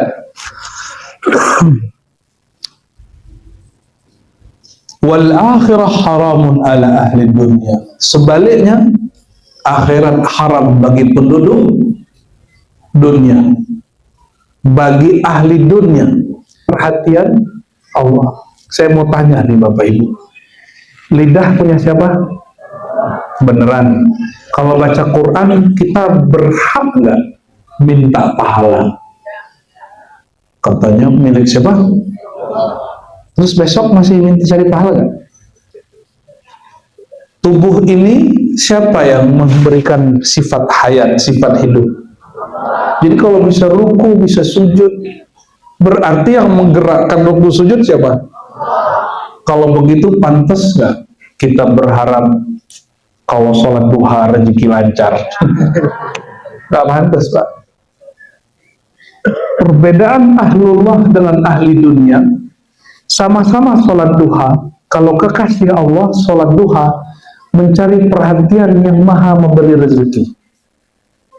Kalau ahli dunia, sholat itu kan amal akhirat, tapi dia manfaatkan untuk tujuan dunia. Ciri-ciri pencinta Rasul dengan pencinta fulus, kalau pencinta Rasul, dia sholawat supaya Allah memberkahi dia hidup, baik di dunia atau, tapi kalau ahlul dunia, apapun caranya, boleh dengan amal dunia atau amal akhirat, yang penting duitnya akeh. Tahu akeh ya? Maka sholawat pengganda duit, wah itu doyan jasa begitu. Itu ahli dunia. Zahirnya soleh, zahirnya pakai tasbih. Orang mengira itulah ilmu tasawuf. Itu bukan ilmu tasawuf. Ilmu tasawuf itu ilmu tarbawiyah, ilmu mendidik qalbu. Kalau tadi bukan, wahuma haramun ala ahlillah, maka dunia ataupun akhirat itu tidak diizinkan masuk ke dalam qalbu orang beriman. Terus gimana caranya supaya dunia nggak masuk? Kalau mohon maaf, di sini orang pelihara kucing atau guguk ada, supaya si guguk nggak masuk ke rumah kita kasih apa depan rumah? Pagar, beneran nih. Pagar, dipagarin nggak? Pagarnya pagar bonsai apa pagar besi? Pagarnya selutut atau sepinggang? Pagarnya rapat atau jarang? Kalau orang menjaga rumahnya yang bakal dia tinggal serapat itu, setinggi itu pagarnya, kenapa dia membiarkan dunia, syaitan masuk ke kolbunya dan dia tidak pagari? Mau pagar dunia nggak dari untuk kolbu? Memagari kolbu dari dunia mau? Beneran nih, kita kasih malam ini. Padahal semuanya udah tahu, cuma belum tahu cara memakaikannya. Apa kata Nabi Muhammad SAW?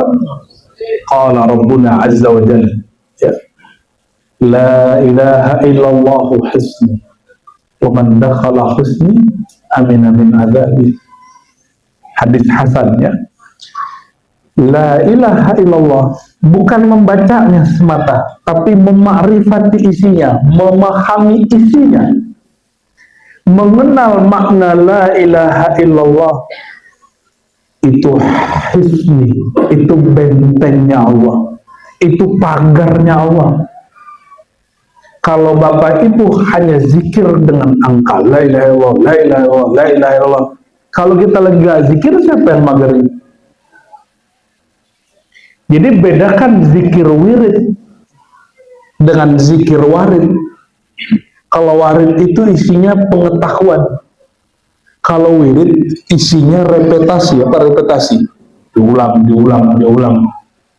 Dibaca 3 kali, 7 kali, 10 kali, 33, 100, 1000, 11.000, 70.000. Itu namanya wirid. Namun yang menjadi bentengnya bukan wirid. Bentengnya warid. Dan ciri-ciri warid itu sudah turun. 2, pengetahuan mendahului amalan. Ciri-ciri orang dapat warid. Jadi ada wirid, ada apa ciri-ciri orang dapat warid? Dia beramal berdasarkan kesadaran ilmu, bukan karena mengikut-ikut. Itu sebabnya kami diribat semua muallimnya, semua ustadznya ngajar kitab. Dan mudah-mudah gelarnya Buya Gus semua. Kok Buya? Kan saya diprotes sama orang Banten. Loh Kak, saya kan bukan orang Banten seperti itu. Saya orang Sumatera Barat, orang Minangkabau. Di Minangkabau, kami kalau ngaji kitab udah ngajar dipanggil Buya. Buya itu ajengan ya Gus sama. Ya. Terus kok ada Abuya? Ah, itu urusan guru saya ngasih gelar saya Abuya. Katanya kita udah tua katanya. Wallahu a'lam bishawab. Ya. Itu bab dunia. Gimana cara memagari kolbu? Pelajari hakikat la ilaha illallah. Dan itu tidak ada di ilmu fikih. Adanya di ilmu akidah. Di akidah memagari akal supaya nggak kena ateis dan syirik. Kalau untuk menjaga kolbu, satu-satunya jalan hanya belajar tasawuf. Oleh karena itu belajar tasawuf wajib atau tidak? Wajib. Jadi para kiai, para ustadz, para habib gak usah khawatir kalau murid-murid jamaah kita belajar tasawuf. Benerin sholat itu, iya benerin sholat itu pakai tasawuf. Karena Nabi itu mengajarkan sholat itu satu paket. Ada fikihnya, ada akidahnya, ada tasawufnya sekaligus. Itu yang disebut tafaqquh fid din, yang sekarang hanya menjadi ilmu zahir. Ya. Baik, itu babnya sudah selesai tadi siang. Sekarang kita masuk ke bab kedua, islahul qalb, memperbaiki kolbu. Seberapa penting kolbu, Bapak Ibu? Kalau di kitab ini halaman 255 ya. Lebih banyak sebutan kolbu di Quran atau sebutan sholat? Mana yang lebih banyak? Tahu dari mana? Ya, tahu dari ahli katanya. Umroh cuma 2 kali disebutin di Quran. Ini kita ulang-ulang ya. Apalagi haji cuma berapa ayat? Sholat sekitar 50 ayat, 50 kali. Tapi kolbu disebut lebih dari 100 kali. Oleh karenanya, mau haji, mau umroh, mau zakat, mau sholat tanpa kolbu, itu rusak semua. Karena yang sholat itu sebenarnya si kolbu itu. Bukan tubuh ini mengikut kolbu atau kolbu mengikut tubuh. Ulangi. Kolbu ikut jasad atau jasad ikut kolbu? Yang kenceng, jasad ikut kolbu atau kolbu ikut jasad?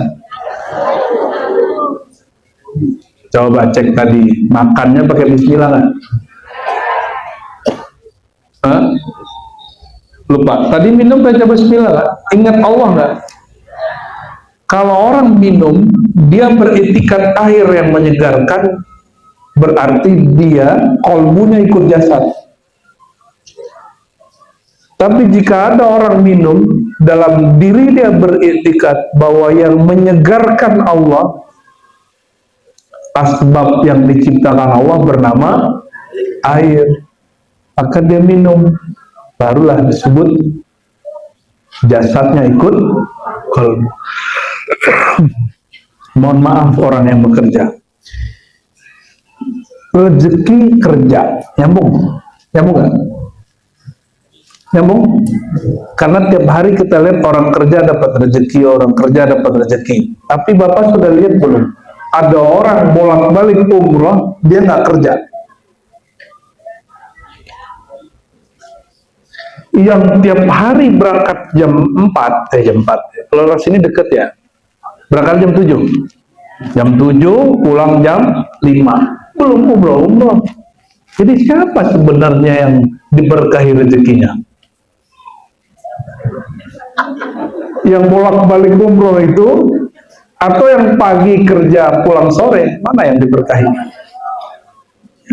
Tapi karena tiap hari kita melihat berulang secara hukum adi, secara adat, ada hukum sunnatullah, orang kerja dapat duit, kerja bisa beli rumah, bisa nyicil rumah, bisa beli mobil, nyicil mobil. Kita berpikir bahwa rezeki itu muncul dari bekerja. Orang Indonesia kan rajin kerja, tapi nggak rajin kaya. Jujur ya, bener nggak?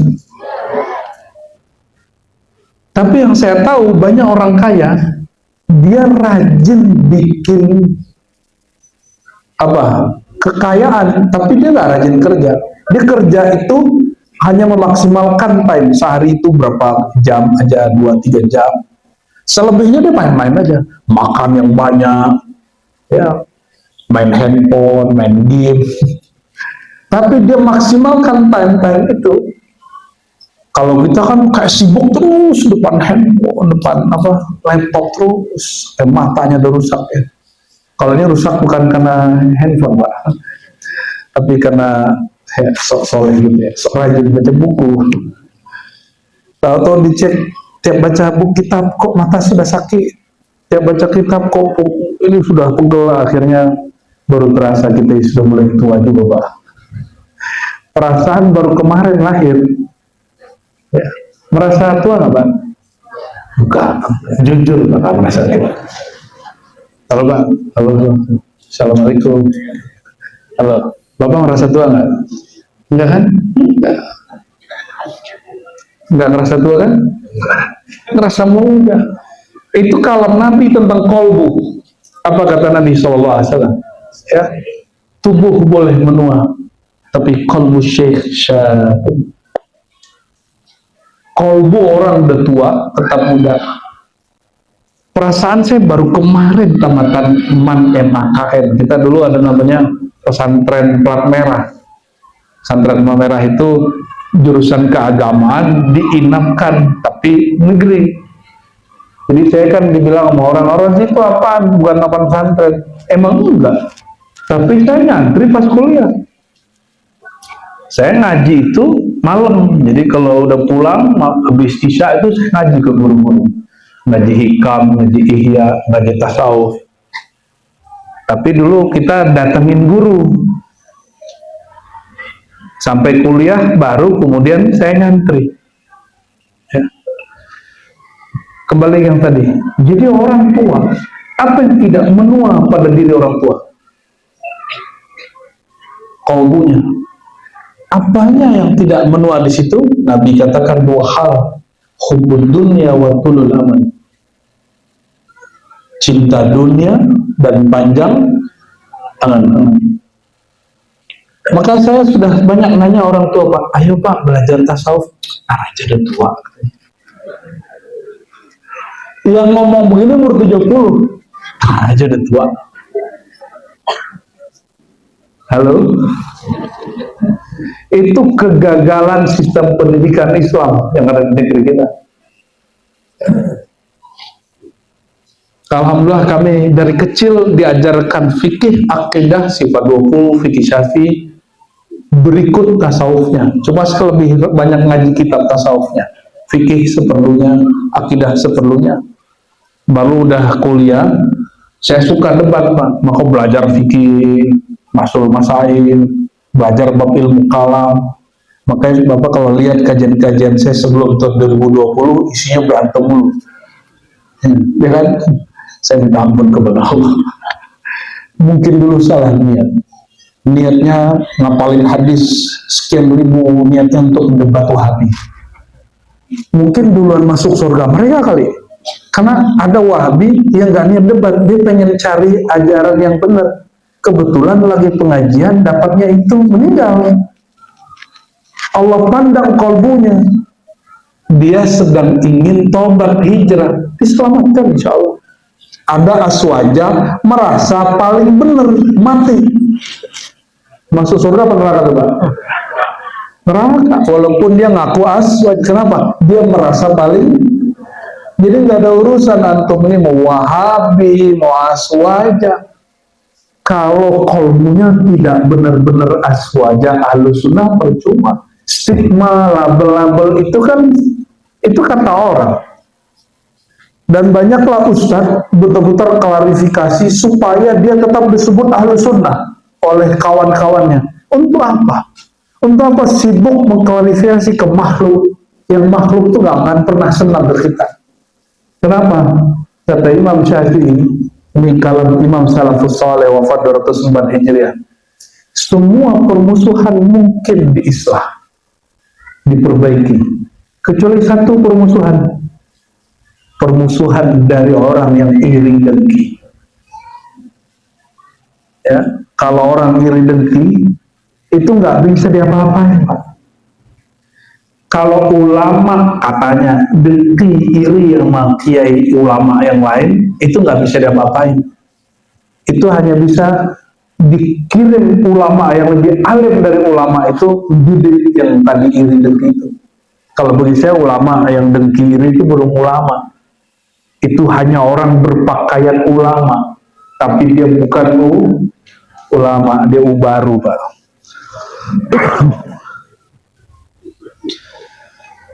Jadi hati-hati yang sudah di atas 40 tahun, jangan merasa aman yang di bawah 40 tahun. Banyak yang di atas 40 kualitasnya baru bocil-bocil itu anak-anak. Ya. Gampang mewek, gampang sedih, gampang gelisah kalau barangnya diambil. Coba lihat anak kita atau cucu bapak ibu, mainannya diambil, dia marah nggak? Ngamuk nggak? Nangis nggak? Dan nangisnya bukan nangis yang tenang, nangisnya betul-betul nggak nyaman kita melihatnya. Coba lihat ada orang dewasa, satu kesukaan dia, kesenangan dia diambil, lalu ngamuk, dia marah, dia nangis. Itu berarti rohaninya masih kecil. Masih perlu dididik lagi, perlu disekolahin lagi, perlu ditraining lagi oleh orang yang ahli. Maka di situ perlu al-isnad minad-din, bersanad, berguru, bermursyid, itu bagian dari agama. Jadi kalau ada guru yang mengajarkan, kalau di sini saya yakin sudah banyak yang mengajarkan fikih, ya, tafsir. Saya kalau ngajarin itu nanti dianggap ngambil lapak orang, ya. Karena antara kiai dan kiai ini juga bicara lapak ternyata. Ya. Waktu saya membahas akidah, itu kawan saya ngomong begini, ente jangan ambil lapak aneh dong. Aneh ini jurusan akidah, tamatan akidah, jangan ambil dong. Dia nggak tahu. S1, S2, S3 saya akidah. S1 saya akidah Sufi Ibn Arabi, apakah Sunni atau tidak Sunni. S2 saya akidah ulama Sufi di Nusantara, basisnya bukan kajian buku yang dicetak, tapi buku yang masih tulisan tangan berumur 5 abad, 3 abad, masih tulisan tangan. Masuk perpus sudah bau apa itu ya? Bau tinta-tinta badan kita selama setahun 2 tahun. Saya mengkaji akidah mereka S3, wah ini seru banget, akidah Wahabi. Jadi mulai dari ada Sufi sampai Wahabi kita kaji. Jadi seharusnya ngambil lapak siapa Pak? Dia apa saya? Harusnya. Itu ustadz loh, bernasab lagi. Maksud saya apa Bapak Ibu? Mau ustadz, mau nggak ustadz, kalau nggak dididik kolbunya, ketika ada orang mengajarkan hal yang sama, melakukan hal yang sama, dianggap itu ancaman. Bapak kerja di kantor, ada orang presentasinya sama sama kita tuduh, wah ada jiplaknya.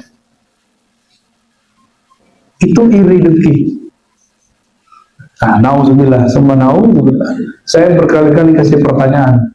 Jika JNE, apalagi POS, apalagi itu Tiki, hampir nyaris tidak pernah salah mengirim barang karena ada alamatnya. Kira-kira Allah yang maha mengirim rezeki, pernah salah nggak kirim rezeki? Gimana? Masih galau bab rezeki? Masih ada iri dengki? Orang iri dengki karena dia berpikir, kok hakku diambil orang, betul nggak? Benar? Mau sembuh dari penyakit iri dengki? Yakini bahwa semua yang Allah jamin, Allah kirim tepat kepada yang dia kirim. Dan tidak ada namanya, kita duduk berdekatan ini Pak, saya nggak akan ngambil air Bapak itu satu tetes pun, sama sekali. Bahkan nafas Bapak saya tidak akan pernah ambil. Kalau ini Bapak mati sejenak, gak akan pernah, sama sekali. Nah, dalam bab ini beliau kemudian menyebutkan hadis, inna fil jasadi mudghah. Di dalam jasad itu, jadi ini semacam analog ya. Dalam jasad itu ada satu gumpal daging. Idza saluhat saluhal jasadu kullu. Jika segumpal daging itu sehat, namanya nanti disebutkan di ujung, maka seluruh tubuh sehat. Jika dia rusak semua, ala wahyal qalb, ketahuilah itulah qalbu. Qalbu itu terbagi dua Bapak Ibu. Ada qalbu fisik, bahasa Arabnya qalbun sanubariyun, bahasa kitanya hati sanubari. Dan kebalik-balik ya, ada hati yang ditatap Allah, namanya qalbun nurani. Hati nurani dari kata nur, lawannya zulmani, gelap. Kapan qalbu bercahaya? Jika di situ ada nama Allah, nama Rasulullah SAW. Maka Bapak percaya atau tidak, Ibu percaya atau tidak, siapa yang bersolawat tadi, merindukan baginda Nabi Muhammad SAW, itu dipandang di langit oleh malaikat qalbu Bapak Ibu seperti lampu, seperti bintang, kedip-kedip. Ada yang seperti lampu pijar, nggak redup-redup. Ada yang kayak matahari, ada yang kayak rembulan. Itu terlihat dari langit. Itu hadis Imam Tabrani, Bapak Ibu. Jadi Nabi SAW mengatakan, ahlus sama, orang-orang di langit, itu malaikat dan para arwah, itu jika menatap ke bumi, yang dilihat bukan bumi bulat atau bumi datar, itu perdebatan ahli orang eksak lah. Yang terlihat itu adalah hamparan dan kelipan orang-orang yang berzikir bersolawat, zikir solawat. Jadi tadi itu kenceng banget di sini. Ya, cuma nggak kerasa kan? Alhamdulillahirabbil alamin. Satu solawat 10 nur. Maka orang bersolawat tadi berapa kali Bapak Ibu solawat sallallahu ala Muhammad, itu qalbunya bercahaya kuat sekali. Tapi orang bersolawat tidak menghadirkan rasa rindu kepada yang disolawati, dia berhenti solawat, nurnya padam.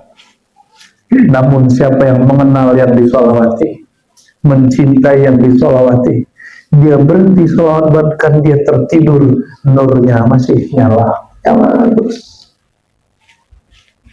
Ya.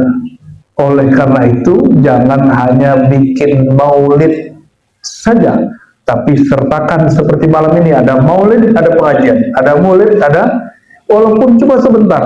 Nanti kan sebentar lagi kita ada maulid 40 hari. Sisakan 15 menit mengkaji tentang sosok Nabi Muhammad SAW. 15 menit saja, nggak bisa 15 menit, 10 menit saja. 40 hari orang mendengarkan tentang akhlak baginda, itu 40 hari sifat orang yang dengar akan berubah. Wallahi saya merasakannya. Ya, 40 hari kami dididik terus oleh guru. Saya dulu orangnya gelisahan Bapak Ibu. Gelisah, nggak tenang, nggak fokus. Itu kalau lagi ada apa aja gelisah. 40 hari dipantengin terus, diajarin terus nyebut nama Allah, sholawat ke Rasulullah, baca Quran, sholat. Kita sholat jamaah 40 hari nggak boleh putus. Takbir pertamanya harus sama imam. Wudhu nggak boleh putus. Begitu terus puasa hampir tiap hari, kecuali di hari yang diharamkan Allah. Dan saya menyaksikan orang-orang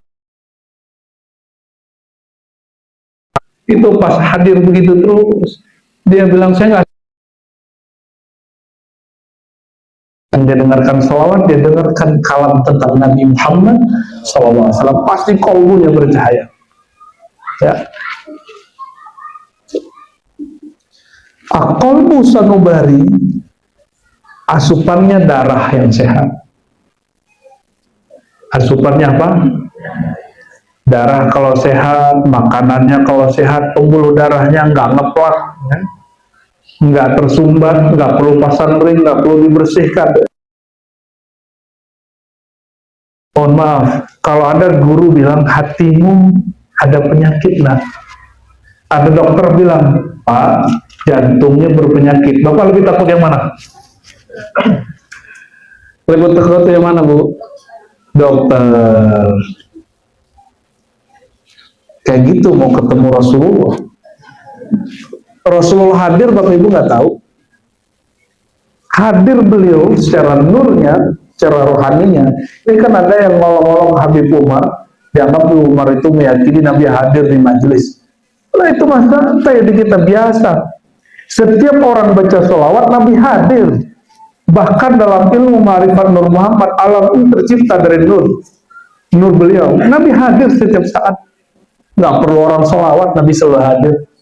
Tapi bukan hadir secara fisik yang dibayangkan orang itu. Hadir nurnya. Bukan lampu. Ini kan ada Ustadz inisial F terus bilang, nggak ada nur Muhammad, nggak ada lampu-lampu. Nggak ngaji tentang nur. Dia kira nur itu lampu. Saya bilang, Pak, Bapak punya pengetahuan di kolam. Pengetahuan itu lampu apa? Kan enggak. Pengetahuan itu disimbolkan di alam nyata seperti pelita, seperti lampu. Namun secara hakikatnya dia pengetahuan. Saya mau tanya, mana yang hakiki? Si lampu menerangi jasad atau ilmu menerangi kolbu? Padahal orangnya punya pengetahuan, aman nggak? Dia bakal bikin lampu baru, betul. Tapi kalau orang kolbunya nggak berpengetahuan, lampu mati, dia gelisah. Itu yang disebut itu ilmunya berkurang atau bertambah? Bertambah dia. Kalau Bapak bagi-bagi duit, bertambah atau berkurang? Rekeningnya. Karena secara zahir terlihat berkurang angkanya, kita takut memberi. Coba kalau kita ini dikasyafkan Allah, fakashafna anka ghita'aka fabasaruka yauma hadid. Seandainya Allah bukakan setiap kali Bapak ada rekening yang berkaitan dengan jantung ini, kalau dia nambah jantungnya senang, kalau kurang jantungnya, ada rekening nur. Rekening nur, ada akunnya di situ. Kalau rekeningnya full banyak, dia bisa bagi-bagi. Itulah mu'alim. Jika dia membagi lebih banyak lagi, itulah dia perusin. Jika dia membagi nggak mikir-mikir lagi, itulah wali Allah. Jadi wali Allah itu dia bagi kemana-mana aja. Kenal dia bagi. Maka salah satu ciri kekasih Allah, dia mendoakan bahkan orang yang dia tidak kenal. Ini Bapak Ibu hari ini udah doain orang yang belum dikenal tuh. Mungkin doain terlaknat kali ya. Jalan-jalan disalib, mati kau gitu ya. Bukan mendoakan kebaikan. Kita kata Nabi SAW, doa mustajab itu doa seorang muslim ke muslim di zahril ghaib, walaupun dia nggak hadir, bahkan nggak kenal. Makanya jangan heran abang guru sekumpul kasih pengajaran dan ijazahnya umum, padahal itu ijazah ada di kitab Suyuti segala macam ya. Siapa yang baca ini dia jadi wali abdal. Wah, banyak orang nggak percaya, tapi ini beneran Pak. Apa yang dibaca? Pertama, Allahumma ighfir li ummati Muhammad sallallahu alaihi wasallam. Ya Allah, ampuni umat Nabi Muhammad. Kenal nggak kenal, musuh nggak musuhan, teman nggak temenan. Allahumma aslih ummata Sayyidina Muhammad sallallahu alaihi wasallam. Ya Allah, perbaiki zahir batinnya umat Nabi Muhammad sallallahu alaihi wasallam. Ekonominya, politiknya, hidupnya, kolbunya, perasaannya, tolong perbaiki ya Allah. Kalau ada orang doain kita tersentuh Bapak. Tersentuh. Dan orang yang bisa mendoakan begitu tiap hari, itu orang kolbunya punya rekening tak terbatas. Maka disebut siapa yang baca doa ini, ada dua lagi, nanti cari guru, cari mursyid ya, nanti minta doa itu. Ya, siapa yang baca ini, kata Imam As-Suyuti, dinukil dari imam-imam salafus saleh, asbaha minal abdal, dia jadi wali abdal. Apa arti wali abdal? Wali abdal itu di bawah kutub, kutub itu di atasnya langsung nabi. Nabi, kutub, bawahnya apa? Abdal. Itu wali-wali level VIP. Itu wali udah nggak ada waktu doain diri sendiri. Dia waktu dia berbagi. Kenapa? Dia udah cukup dengan dirinya sendiri. Dia sudah tahu takdir Allah pada dirinya, jaminan Allah pada hidupnya. Dia sekarang berbagi. Coba nanti sebelum tidur, mau ngamalin? Mau jadi kekasih Allah kan? Mau jadi wali kan? Sebelum tidur kita baca syahadat 3 kali. Tolong diingat-ingat ya. Berapa kali?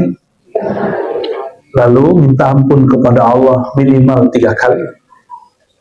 Lalu baca sholawat sapa baginda Rasulullah SAW minimal 3 kali.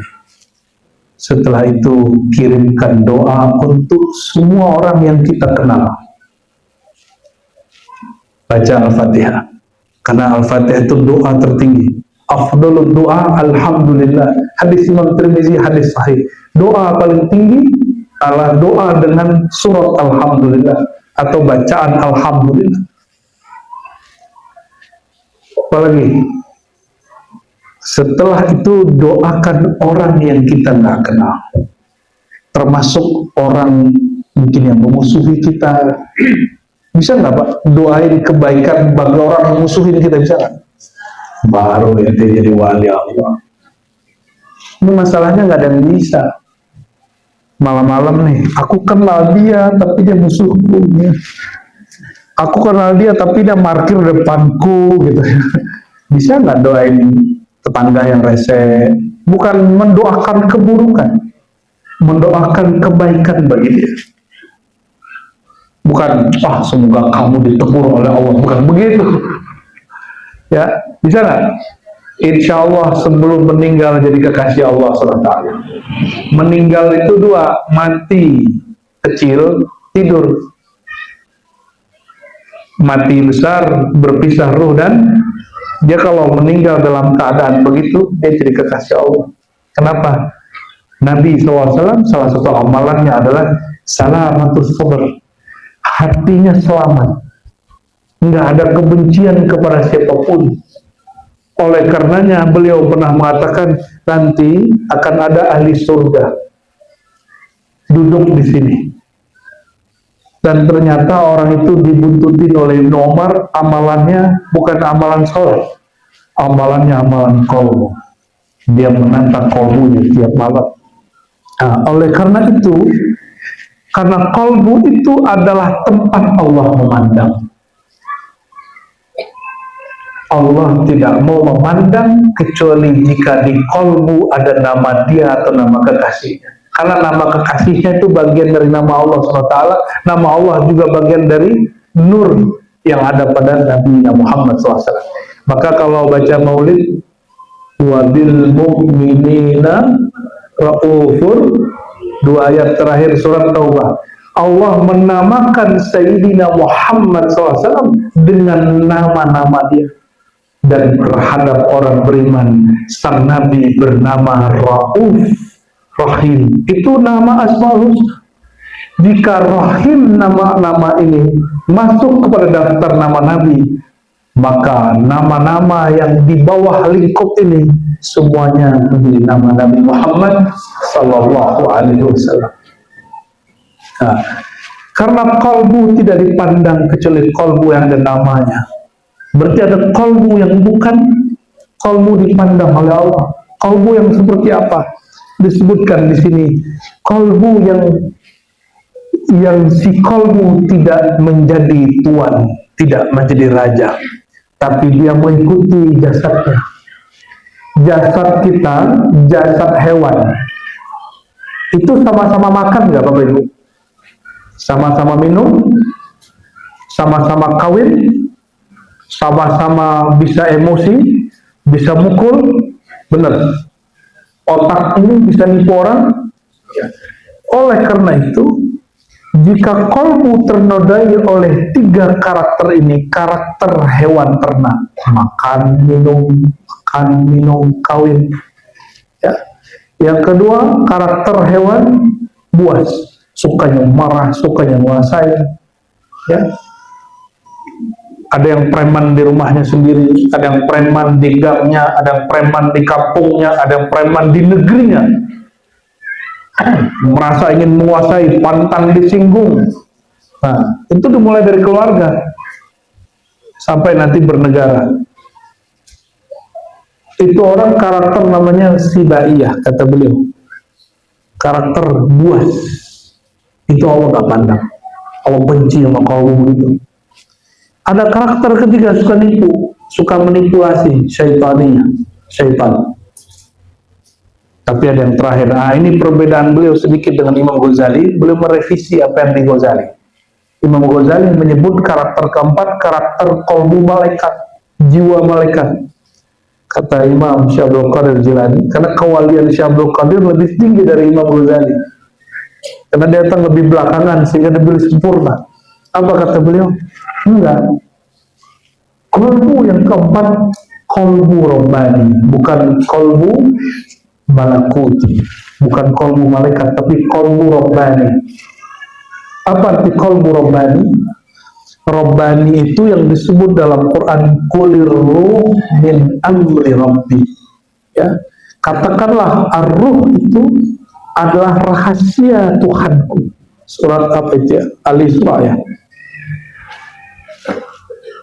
Robbani dari kata rob lalu ditambahin ni. Apa artinya?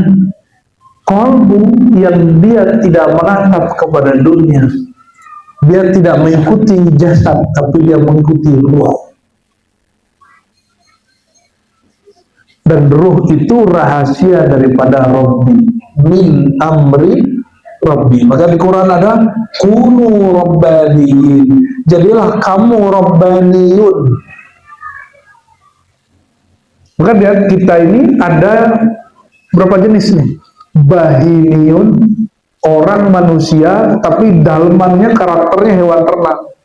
Ada sibaiyun, dia manusia tapi karakternya hewan buas. Ada syaitaniyun, dia manusia tapi di dalamnya dia culas, penipu, khianat. Dan beliau sebut ada yang keempat, yaitu rabbaniyun, orang yang dohirnya manusia, batinnya rohani yang bercahaya. bercahaya dengan pengetahuan kepada Allah Subhanahu wa Ta'ala. Ini bagian penutup juz 10 ya. La yadkhulul jannah illa hasanul khuluq. Tidak masuk surga kecuali orang yang bagus akhlaknya. Lalu dikatakan di sini, yuhsaru ummati asnafa yaumal qiyamah. Umatku nanti dikumpulkan di pada mahsyar bergolongan-golongan. Ba'duhum wajuhu kal qamar al-munayyir atau munayyar. Ada yang wajahnya seperti rembulan, ada yang seperti matahari. Wa ba'duhum ala suratil kalbi awil hayya. Tapi ada yang dalam berupa hewan bernama si guguk ataupun ular. Ini hadis nggak sampai derajat sahih, tapi hadis ini boleh dijadikan i'tibar. Diriwayatkan oleh Imam Al-Bazzar dengan sanad yang boleh dijadikan sebagai bab mau'izah. Jadi ada penulis hadis selain Bukhari namanya Imam Al-Bazzar dan nulis kitab namanya Musnad.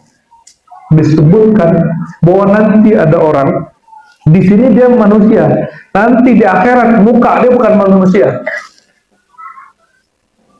Itu reinkarnasi yang dibenarkan dalam Islam. Kalau reinkarnasi yang ada dalam agama bumi sekarang apa? Orang kalau mati di sini karakternya buruk, dia terlahir lagi di bumi ini dengan karakter hewan kah gitu? Enggak. Kalau dalam Islam yang dibenarkan ada hadisnya, ada riwayatnya. Kalau orang di sini karakternya, emosinya tinggi, tamaknya luar biasa, lahirnya bukan lahir, nanti tubuhnya tubuh manusia, tapi mukanya muka karakter apa yang dia kuasai, dia pakai waktu di dunia. Jika dia tamak, dia karakter muka-muka babi. Kalau dia berkhianat, ular. Kalau dia emosional, nauzubillah sumanau. Ya, kalau itu yang disebut reinkarnasi, itu benar-benar. Tapi dalam Islam ini tidak disebut reinkarnasi. Jadi la tanasukha fil Islam. Tidak ada ajaran reinkarnasi di dalam Islam. Tapi yang mengerikan itu Bapak Ibu. Nanti di sana muka kita belum tentu muka yang ini. Itu masalahnya. Hewan yang suka cari muka, hewan apa? Yang suka cari muka, cari perhatian, biar dikasih pisang. Alhamdulillah. Bahkan mohon maaf, siapa yang hari ini dia mencari perhatian makhluk, tubuhnya tubuh manusia, tapi wajahnya nanti wajah, nah itu, nauzubillah,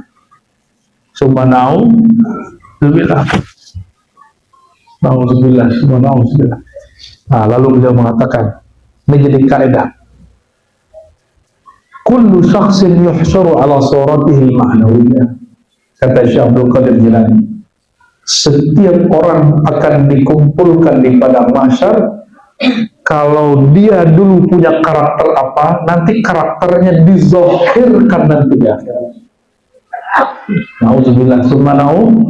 Maka kita minta kepada Allah semoga wajah ini wajah yang ada nur Sayyidina Muhammad SAW, dan kita minta ya Allah jangan pernah padamkan nur. Ya Allah, jika ada karakter hewan dalam diri kami, hewan ternakkah, hewan buaskah, syaitankah, mohon disembuhkan penyakit kolbu kami dan diganti menjadi kolbu robbani. Amin.